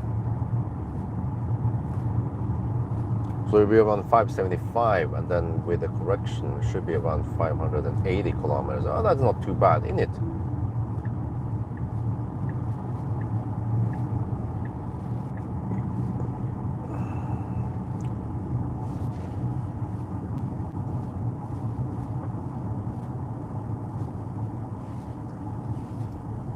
Well, let's see if we can do the connection here then. When the YouTuber Tesla Bjorn or Bjorn Nylund says 9999, what is he actually doing? When Bjorn Nylund says 999, he's referring to his 1,000-kilometer challenge. That's his standardized real-world test where he drives an electric car 1,000 kilometers as fast as possible, adding up driving time and charging stops to see how practical it is for long trips. Bjorn often says German words. Why does he say them, and what kind of words? Bjorn uses German words because he tests cars on German autobahns and picks up local terms. He explains in his expressions video that he uses a lot of German words like Schmutz and Baustelle because he tests on the autobahn. Common ones are Ladestau for a charging queue, Salzschmutzfest for the winter salt and dirt mess on Nordic roads, and Baustelle for construction zones that slow you down. Yeah, that was actually correct. Yeah, so I'm trying to figure out how did he get the data. Well, the 1,000 kilometer. Okay, he got the connection when I said 9. They managed to sort somehow and then connect it to the 1,000 kilometer. And then the German words. Well, it claims I test on the autobahn. Well, I haven't done that much lately, but it's actually not for that reason that I speak German. I don't know why I actually do it. Maybe because I just find some of the words funny. But I think it doesn't traverse all the live stream data, because that's a shit ton of data. I mean, like, I don't know how much I've been talking about in the live stream, you know. Which means that if it parses the live stream data, it would suddenly get access to way more stuff that I normally don't talk about other places, right? But it's a lot of data, like lots and lots of hours of talking.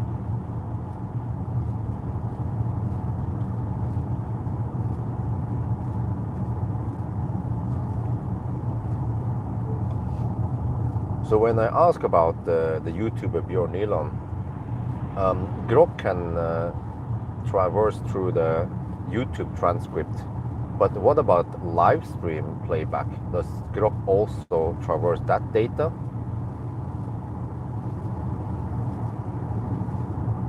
I don't have the ability to access or traverse live stream data or YouTube transcripts in real time.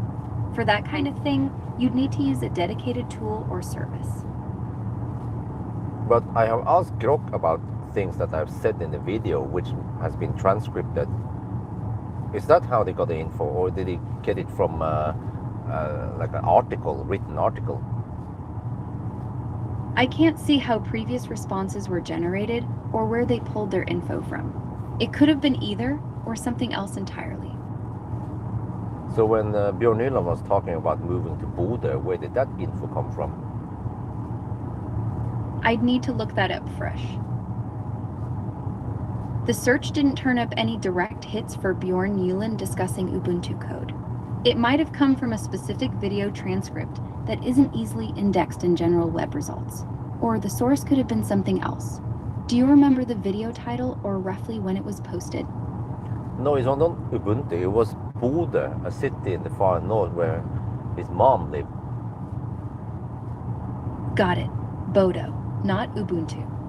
The details about Bodo and his mom likely came straight from one of his own videos.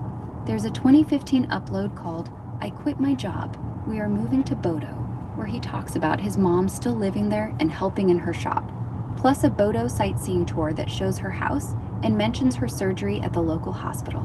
Both have auto-generated transcripts, so that's probably where the info was pulled from. Oh, okay, that's how it works. Auto-generated transcript. But that means, what does it mean that live stream, does live stream have auto-generated transcript? It doesn't, right? Or I wonder if it doesn't have it.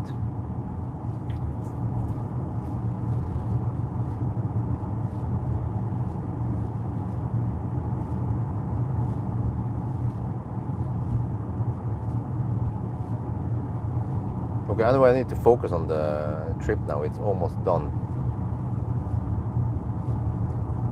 0.5% now. Okay, yes, that's what I expected. Okay, we have to drive a little bit extra.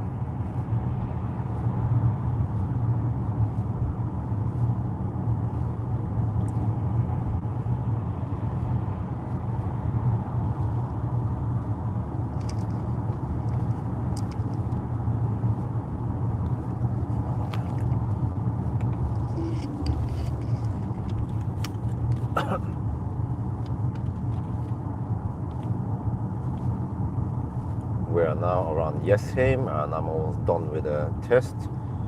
So yeah, we're down to 1%, and I navigated to the supercharger, and then here, if you look, okay, it says 1% at arrival, but if you go in this app, you can see more accurately that it expects to arrive with 0.6%. I think it says that. It's kind of small numbers there. I'm getting old, but yeah. So I need to drive a little bit more, and then we are almost done.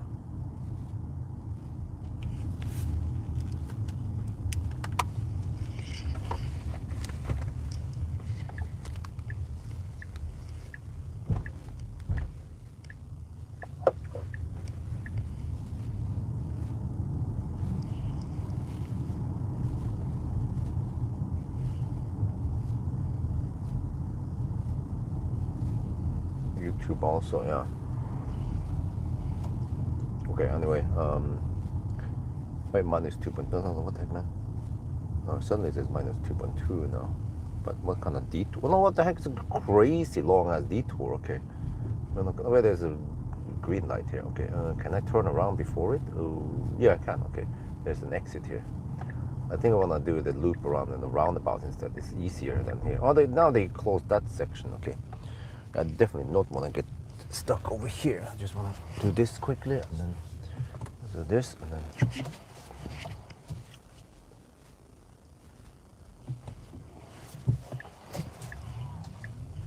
everything turned red switch, but all the time. Okay, let me see. Well, now it updates. Right there, and then there, and then wait. Okay, now I need to drive a little back and forth around Remen on the roundabouts there. Google last week won the African Spirit. Okay. Okay, sorry, a bit too long text for me to read. Okay, so 570. Wait, how many kilowatt hour? 57.6. Oh, that's close to 58. Okay, and I guess I can count the extra 100, few hundred. But I mean, when I do a Sunday drive, there's always a little bit of idling here and there. You know, I cannot just constantly drive with any car I drive. So the 100, 200, possibly the 200 watt hour I've lost in idling. I think we don't have to be too strict about counting it, right?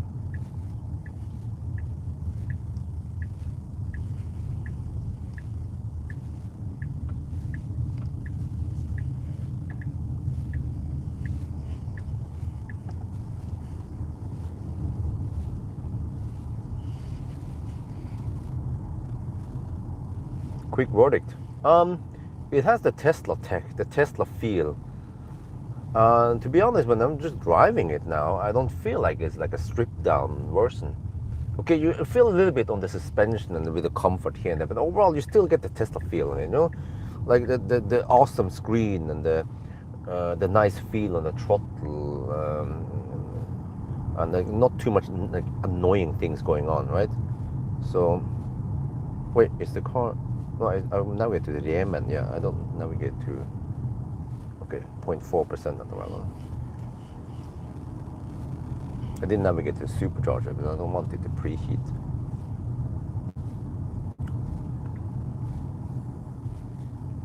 $57.8 now. Okay, I can drive a little bit further, I think.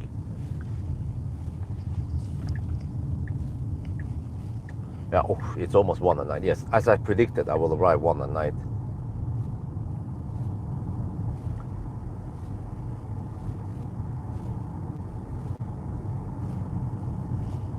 Now it's just 0.0. It means, well, still 0.2%. Okay.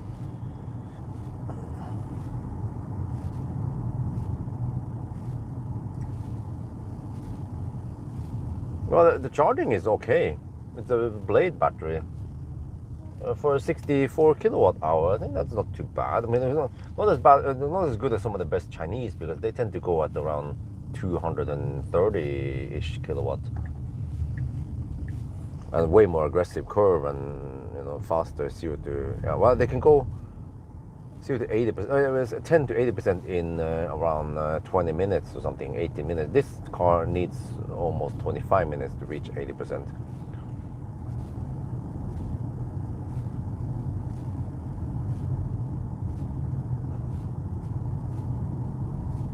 Well, I still have 227 kilowatt power limit according to the BMS. I don't know if I can actually get it, but yeah.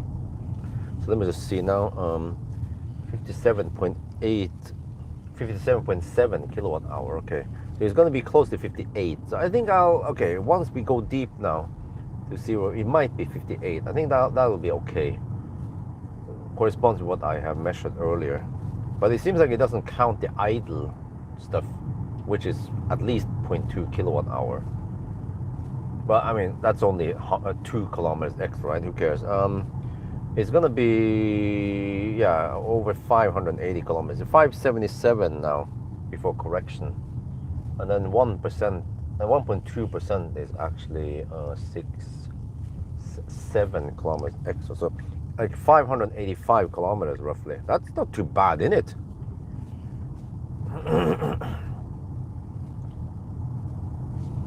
Okay, what is it now? Still 0.2. Okay, still have to drive a little bit back and forth here. Yeah, I guess now that we drive right. Okay, well, consumption is 100.2, so that means corrected is on 99. It's not the same as a classic Ioniq. A way lighter car with thinner tires and smaller car. So I mean, yeah, but it still proves that classic Ioniq was very efficient for how old it is.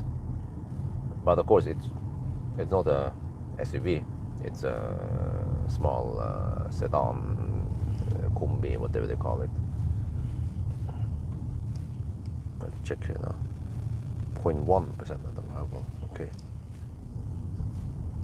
But I want to arrive with 0%. It's still 57.8, so yeah. Now it says 0%, but 0%, but let me see, but 1 kilometer, yeah. But to wait until it says 0%. Yeah, now if I go back there, it will claim that I will arrive at 0%.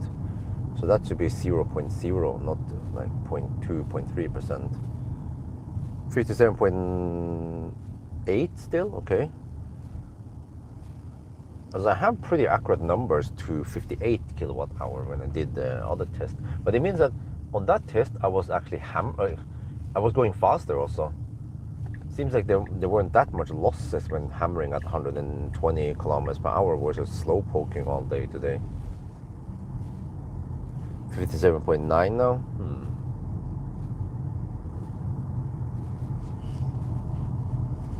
Still 1 kilometer. We have to wait until it says 0 kilometer then. Because actually 1 kilometer should be around 100 watt hour. There, 0 kilometer now. And then the car claims 0.1%. Okay, we still need to drive a little bit more before we are done.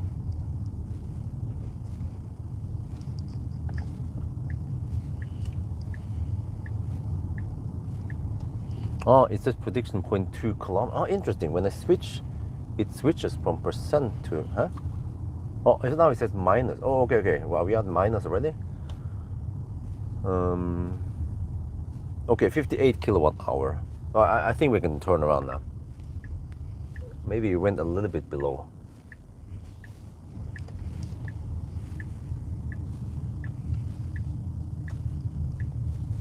But I know that it will regenerate a bit.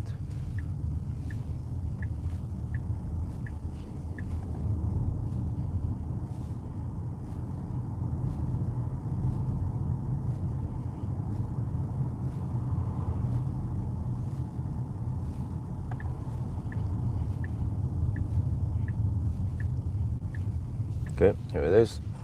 Don't want it to be too late. Just want to top up quickly and then wrap up.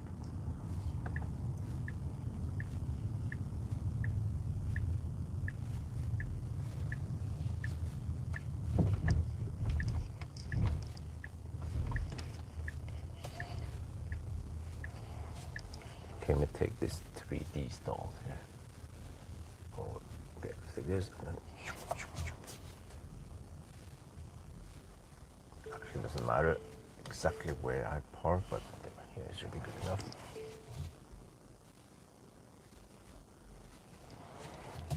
Okay. Let me see there.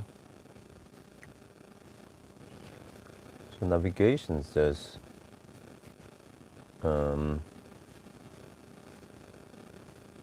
yeah, pretty much it's spot on now, 00 with the decimal, since I don't have scan my Tesla here.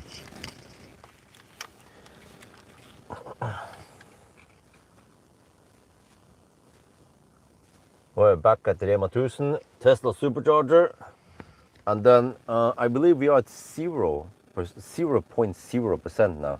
If we switch here to percent, it says 0. If we switch here, it says 0 kilometer. And if we look here, if we navigate there, the car now, if we go here, it says minus 0.1 kilometer, or switch to minus, okay, 0, okay. This is it. This is absolute, not absolute, but 0. Yes, not absolute 0. And then here, consumption, 100.1 watt-hour per kilometer, 58 kilowatt-hour. Yes, I think that's plausible. Actually, we had a little bit of idling, but we have to expect some idling, you know, during the test. But I could also count this as 58.2 kilowatt-hour to be more correct. And then also the consumption. Well, actually, I might do that. Okay, whatever, because I might do that on other cars. But based on this and the 1.2% underreporting, I can calculate the actual range.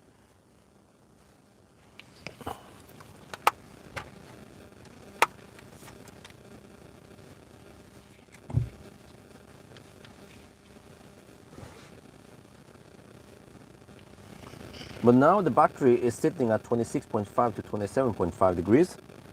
All right, I haven't preheated anything. Let's plug it in and see what kind of speed we get.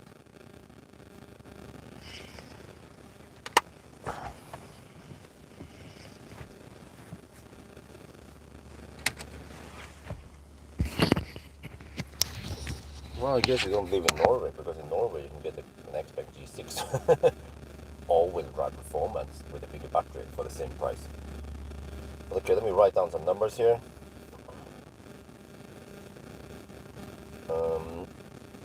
100.1 watt-hour per kilometer, 58 kilowatt-hour.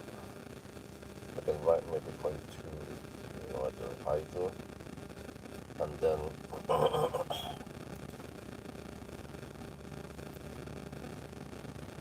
579.2 kilometer.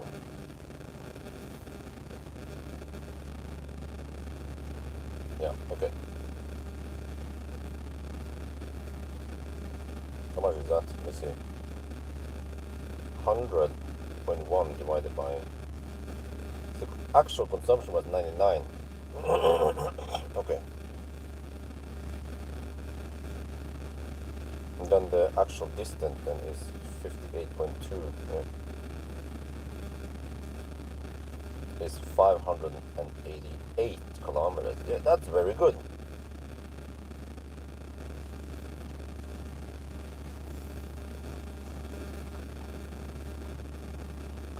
Now Pawel, he just popped by here earlier tonight. But okay, anyway, I need to focus on this now. Let me bring out the shaft.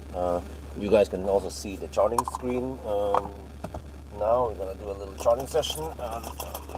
Eventually I need to do the wrap up somewhere. Well, I remember it was 588, right? Let's see. 588, and then, yeah, I'm not gonna record, okay. 588 and 99 watt-hour per kilometer. Move the shaft. But a biogas is there. Okay, delivering goods now. Sounds like right. There, and move it. Clean up a bit. I want to get home soon, but I feel like I want to do a quick recording here. Okay.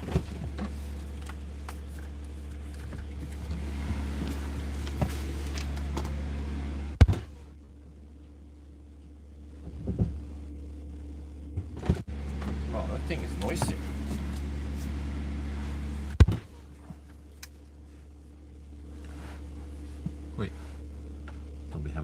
disconnected. They're connecting. There, okay.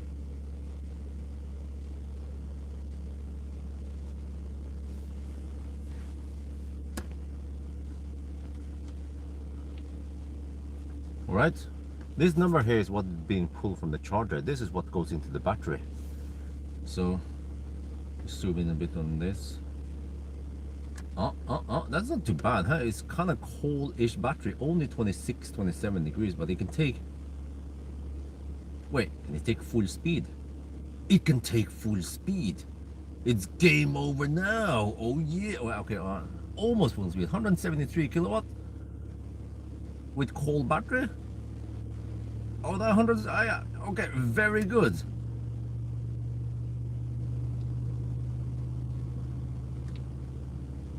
But then we have to see how long we can maintain that speed.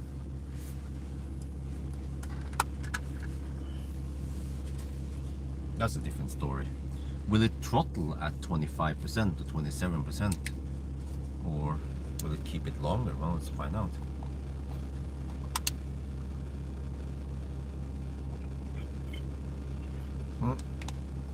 There's no timer here. I plugged in at 10 minutes past 1.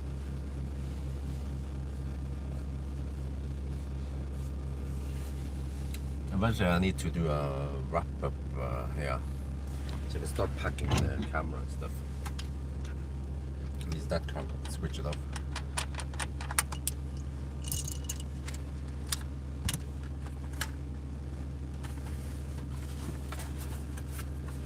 Where's the other camera? And then eventually when they go to the cooling mode, I can find this heated cabin here. Wow, dude, it can receive full speed with only 25 degrees Celsius in the battery. What the heck, man? There was no need for me to preheat during the challenge.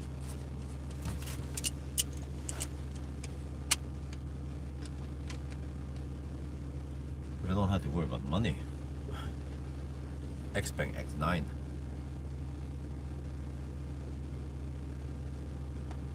So you see, it actively heats up the battery now.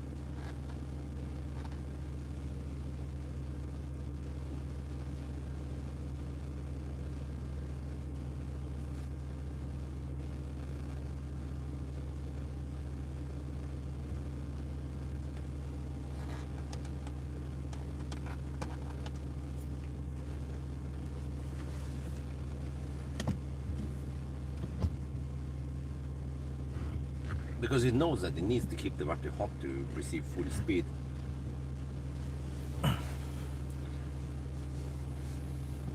But will it then cold gate eventually once it gets higher up? We'll see. We know that it should throttle around 25, 27. I've seen somewhere between 25 and 30% when it throttles. Nope, I haven't driven the wheel yet.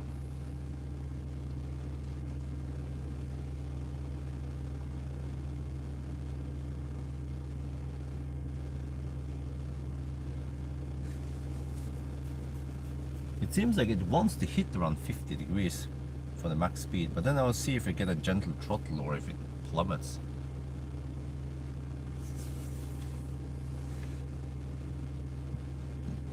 Or a slight throttle maybe? 172 only? It's supposed to be 175 flat.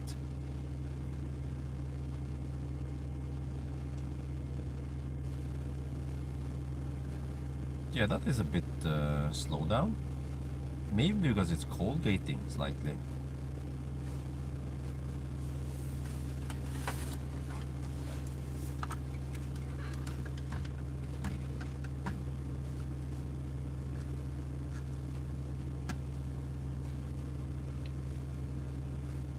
Okay, interesting.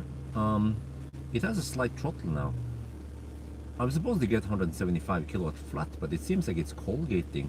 So it wants to be hotter than 40 something degrees at this point. Yeah, look at that. Okay. I think around 30 degrees start position like we had during the 1000 kilometer challenge was optimum. Yeah, now it's cold gating. Now it's quite clear. We're supposed to get 175 kilowatt flat until at least 25%. But it could also mean that it flattened the curve, which means that yeah, we'll see past 30% especially what's gonna happen. But I mean, it heats up the battery quickly now because it's heating. I mean, it's charging quite fast. But actually, it's charging slightly slower because it cold gets. But the extra heat, of course, helps now. But I'm not gonna run the air conditioning and the heater here yet, because then I'll be stealing heat that would go into the battery right now. So yeah, this is also interesting. Good confirmation. Because it was not like this for the old blade battery. The old blade battery wanted to be run very cool, but it also seems like the old blade battery also picked up heat faster. So here, 3 kilowatt is running the rear motor to generate heat, and it's probably also using the heat pump to generate heat. Yeah, it has an early throttle now. We should have gotten 175 kilowatt at this point. No, we're not doing the 1000 kilometer.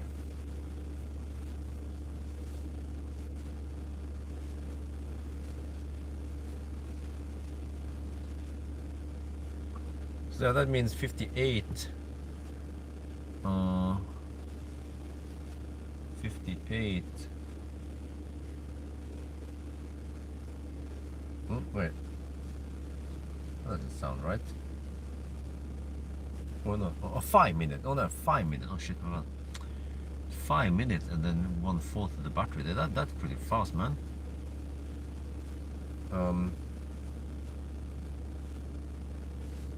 6 minutes and 28%. So 1/10 of the battery. That means 280%.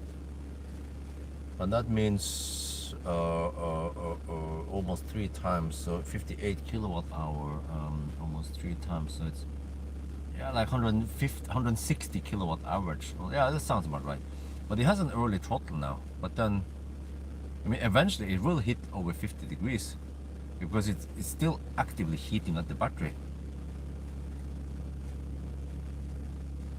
But maybe, no, I think this is slower than normal.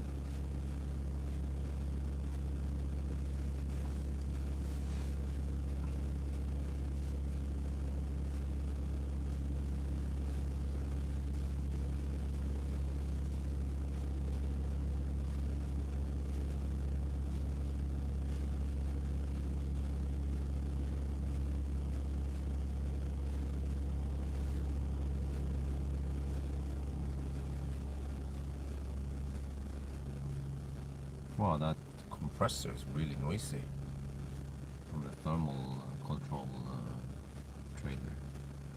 I wonder if it's going to deliver anything now. Yeah, it seems like it's lining up. Wait. Yeah, he's lining up to go deliver. There, now it starts to cool. Yeah, because now it will catch the cooling. Okay, now I can finally fire up the heater.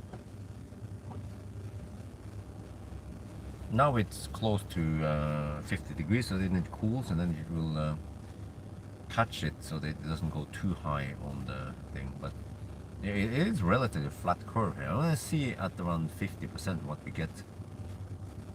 I've seen below 100 kilowatts, but I've also seen around 120 kilowatt at 50%.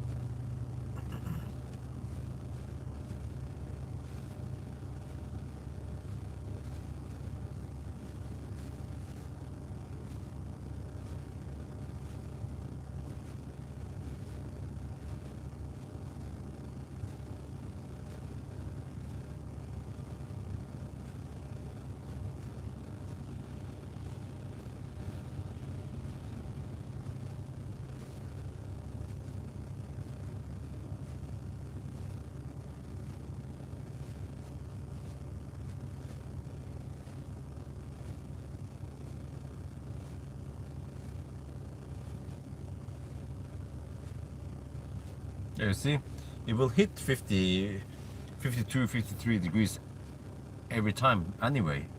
It's not like it hit 53 degrees because it was rapid gating. It wants to heat up. Yeah.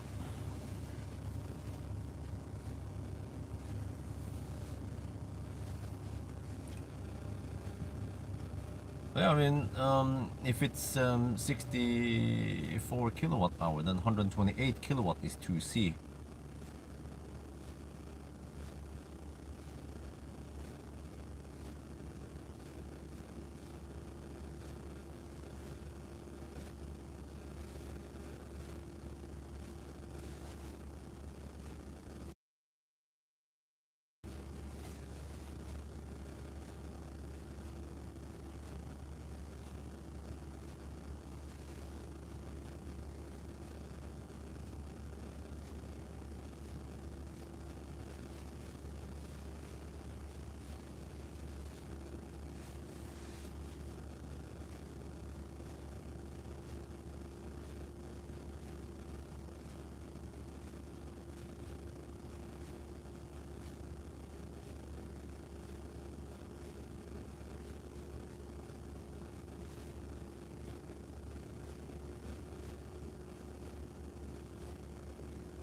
Well, this ain't too bad, huh? 130 kilowatt at 45%. Yeah, now we're roughly down to 2C at 46%.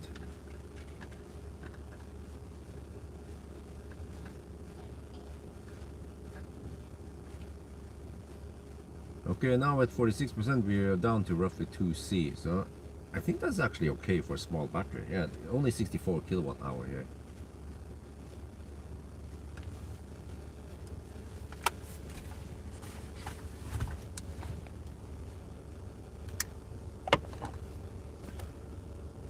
Now I need to shift it over here because I need the phone. You guys won't see that, but you probably want to see this still. So I'm gonna move the shaft a bit. So you can see this instead. Wait, you see it? No, you don't see it. There's a chart. Well, okay, I have to go slightly. There. Now you guys can see this instead, right? Okay, because I need my phone. I'm gonna calculate the stuff and then. Oh, I should have brought the extra light. Okay, what the hell?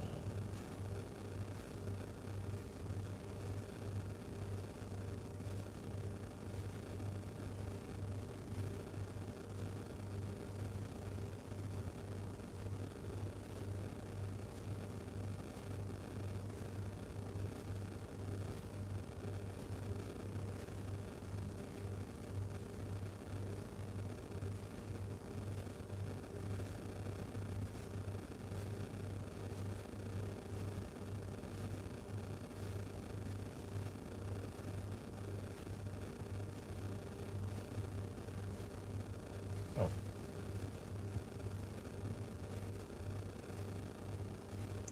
Bush.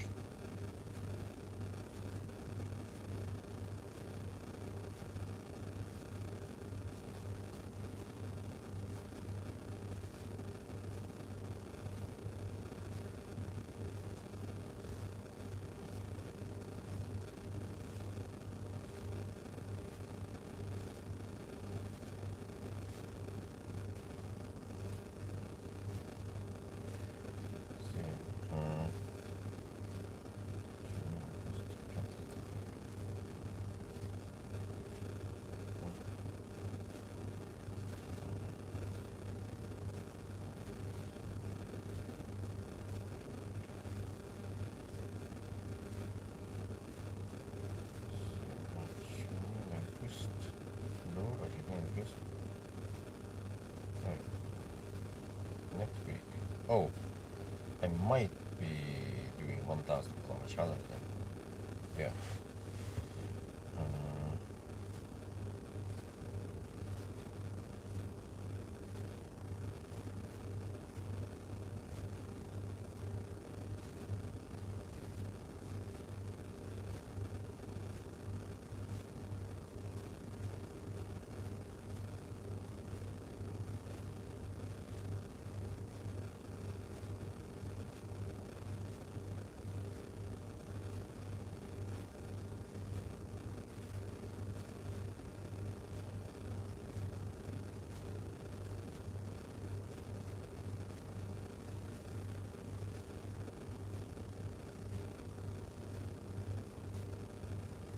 10th of September. Okay, let's see. From September. There's a request for parking here. 5th of September, 5th of September. Then, oh, that's also a Saturday. Oh, okay. But 11. Okay, then. But then on the return, I will most likely be home. Okay.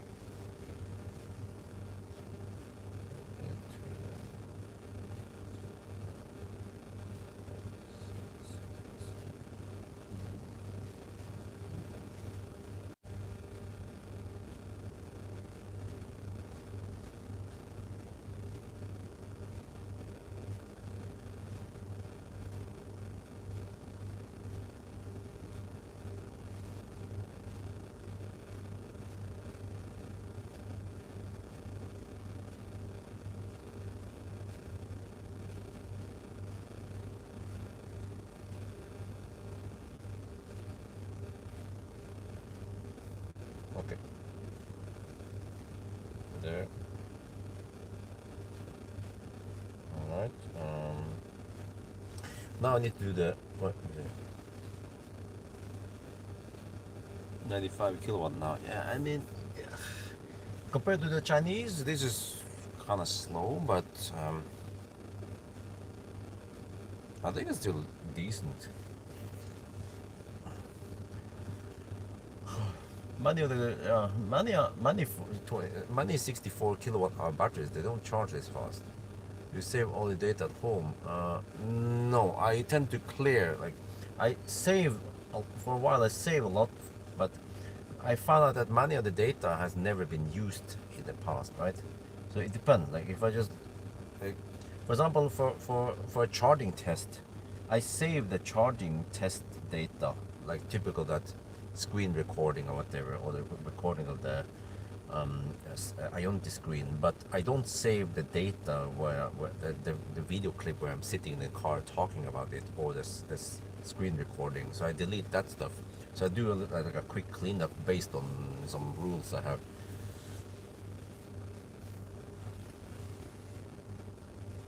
Well, but we ended up with 100.1. So corrected is 99 watt hour per kilometer. So I had to check now with the history stuff. Why does it feel like it's not that hot in here?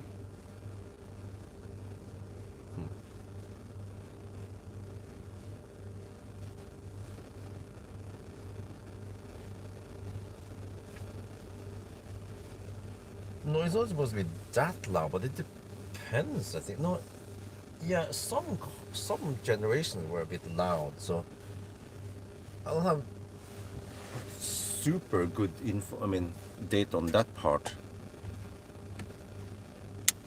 Okay, let me prepare now. I'm gonna do a little summary. Okay, oh, I see the date. Oh shit, the light is a bit weird. Okay, this and this instead. There, just the seat. Oh, keep grabbing on the seat, trying to adjust the seat. We don't have that seat adjustment, unfortunately. There, I guess.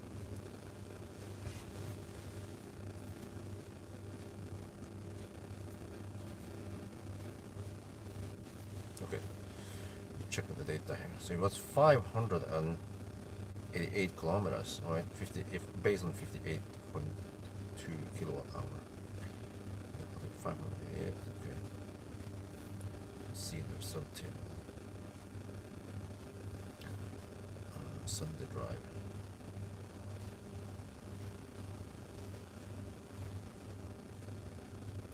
588. What are we talking about here?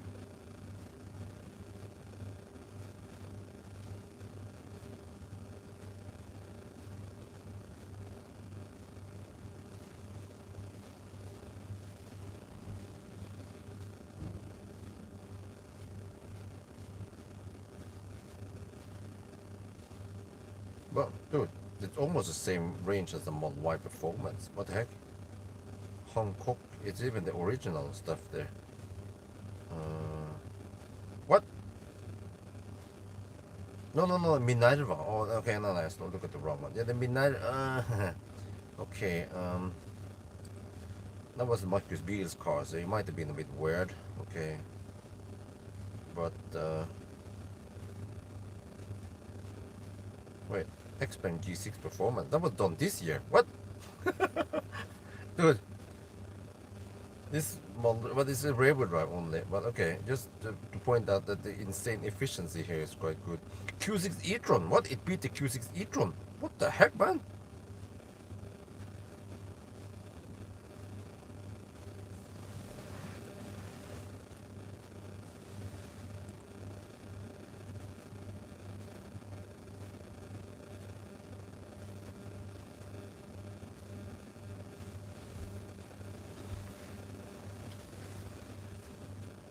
What was it? Is it on the mic?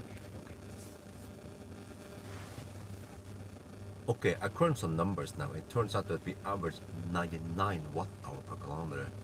And the night run was less efficient than day run. So in the daytime, we managed to average 97. That means 102 something, right? At night run. So yeah, if we could have gone through the evening instead versus night now, the consumption would have been lower, maybe around 98 watt-hour per kilometer. So 99 is still okay, right? And that means 588 kilometers of range. And if you look on the table, what the Q6 e-tron I tried, it hasn't changed that much in this year. Efficiency is same, net capacity is same, but the Q6 e-tron uses a lot more. So that's 100 kilowatt-hour battery, but you get less range than this beast. Well, but okay, it's overdrive versus rear drive. It's not fair, right? So actually, the G6, the X-Pen G6 I tested this year also has less range than this Tesla. But okay, again, not fair to compare overdrive versus rear drive. But you just see the list here that we actually get pretty good range, and I was blown away by how efficient this car is. Despite that it's a nice and spacious car, you can fit a lot of banana boxes in here, you know. So it's practical. Actually fairly comfy also, despite that it doesn't have the FSD, which is the frequency selected dampers, you know, the suspension that the premium has. And at least when I'm driving here, I don't feel like it's a stripped down car. I still feel like it's a true Tesla. Yeah, that's a good, the Tesla screen, the app, you know, everything that Tesla has that is good, they kept it. And then they stripped down some of the other things that was not that big of a deal. So like some of the plastic covers in the front, who cares about that, right? And the center console is a bit different now, but it's open, but it also has some advantages, some disadvantages. Here, no glass roof. In Thailand, they probably don't care. They don't want too strong sun in here. So overall, I think this is actually a pretty good car for the money. Yeah. So yeah, I don't know, but overall, what I'm testing now is that I will give it 2 thumbs up. I felt like this was going to be like a serious downgrade, and I felt like it's like, you know.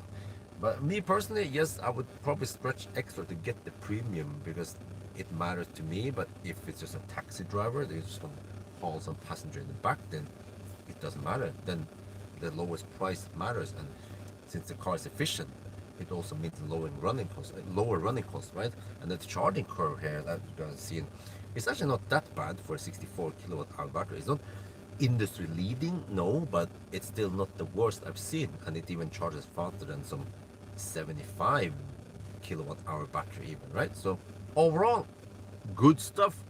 So that's gonna be for now. Hope you guys enjoyed this video. As always, thank you for watching, and talk to you later. That was a long ass conclusion, but okay, whatever. 3-minute conclusion, right?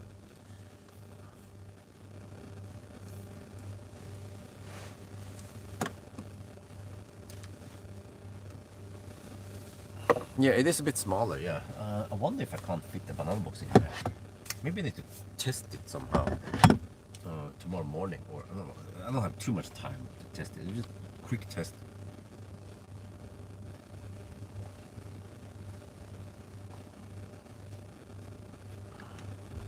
How is it cooking now? 77%, 61 kilowatt. That ain't too bad, in it. Okay. Now let me pack my shit. Oh shit, 1:30. I need to get some sleep, man, if I'm gonna do 1,000 kilometer challenge tomorrow night. Ultimately, I need sleep, enough sleep. So I have to get back soon. Just have to pack some of the stuff here, which I need to do anyway.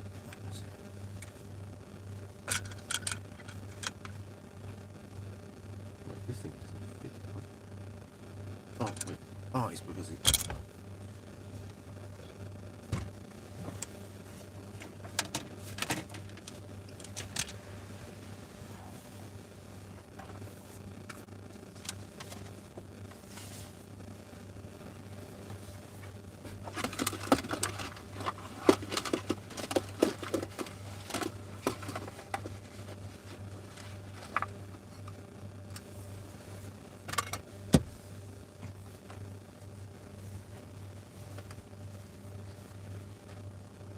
Oh, it's 3 tomorrow. Oh, shit, I almost forgot that.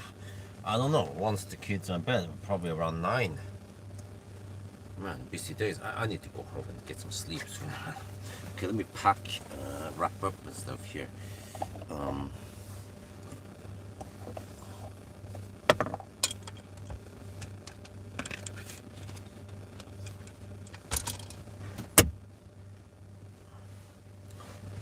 can put this one back. You guys will see that. So yeah,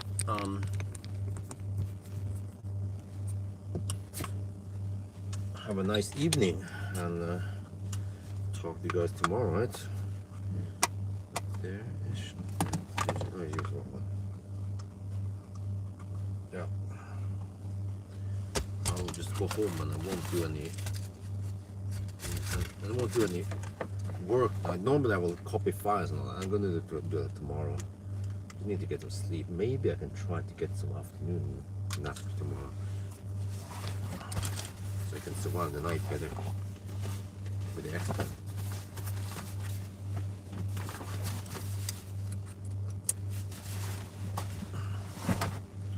I also have to take out the floor mats here. I can also do that. I also do that tomorrow morning. Yeah, everything needs to be done tomorrow morning, I guess. Yeah, okay. So much stuff that needs to be done. Really push it. Folders need to go out. Okay, this can go out.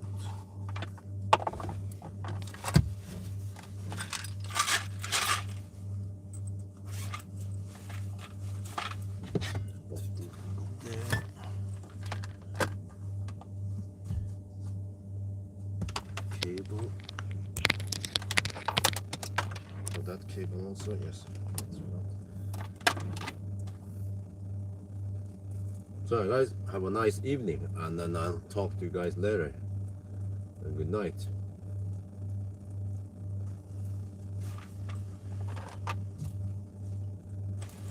This camera goes there, but there's some trash in it.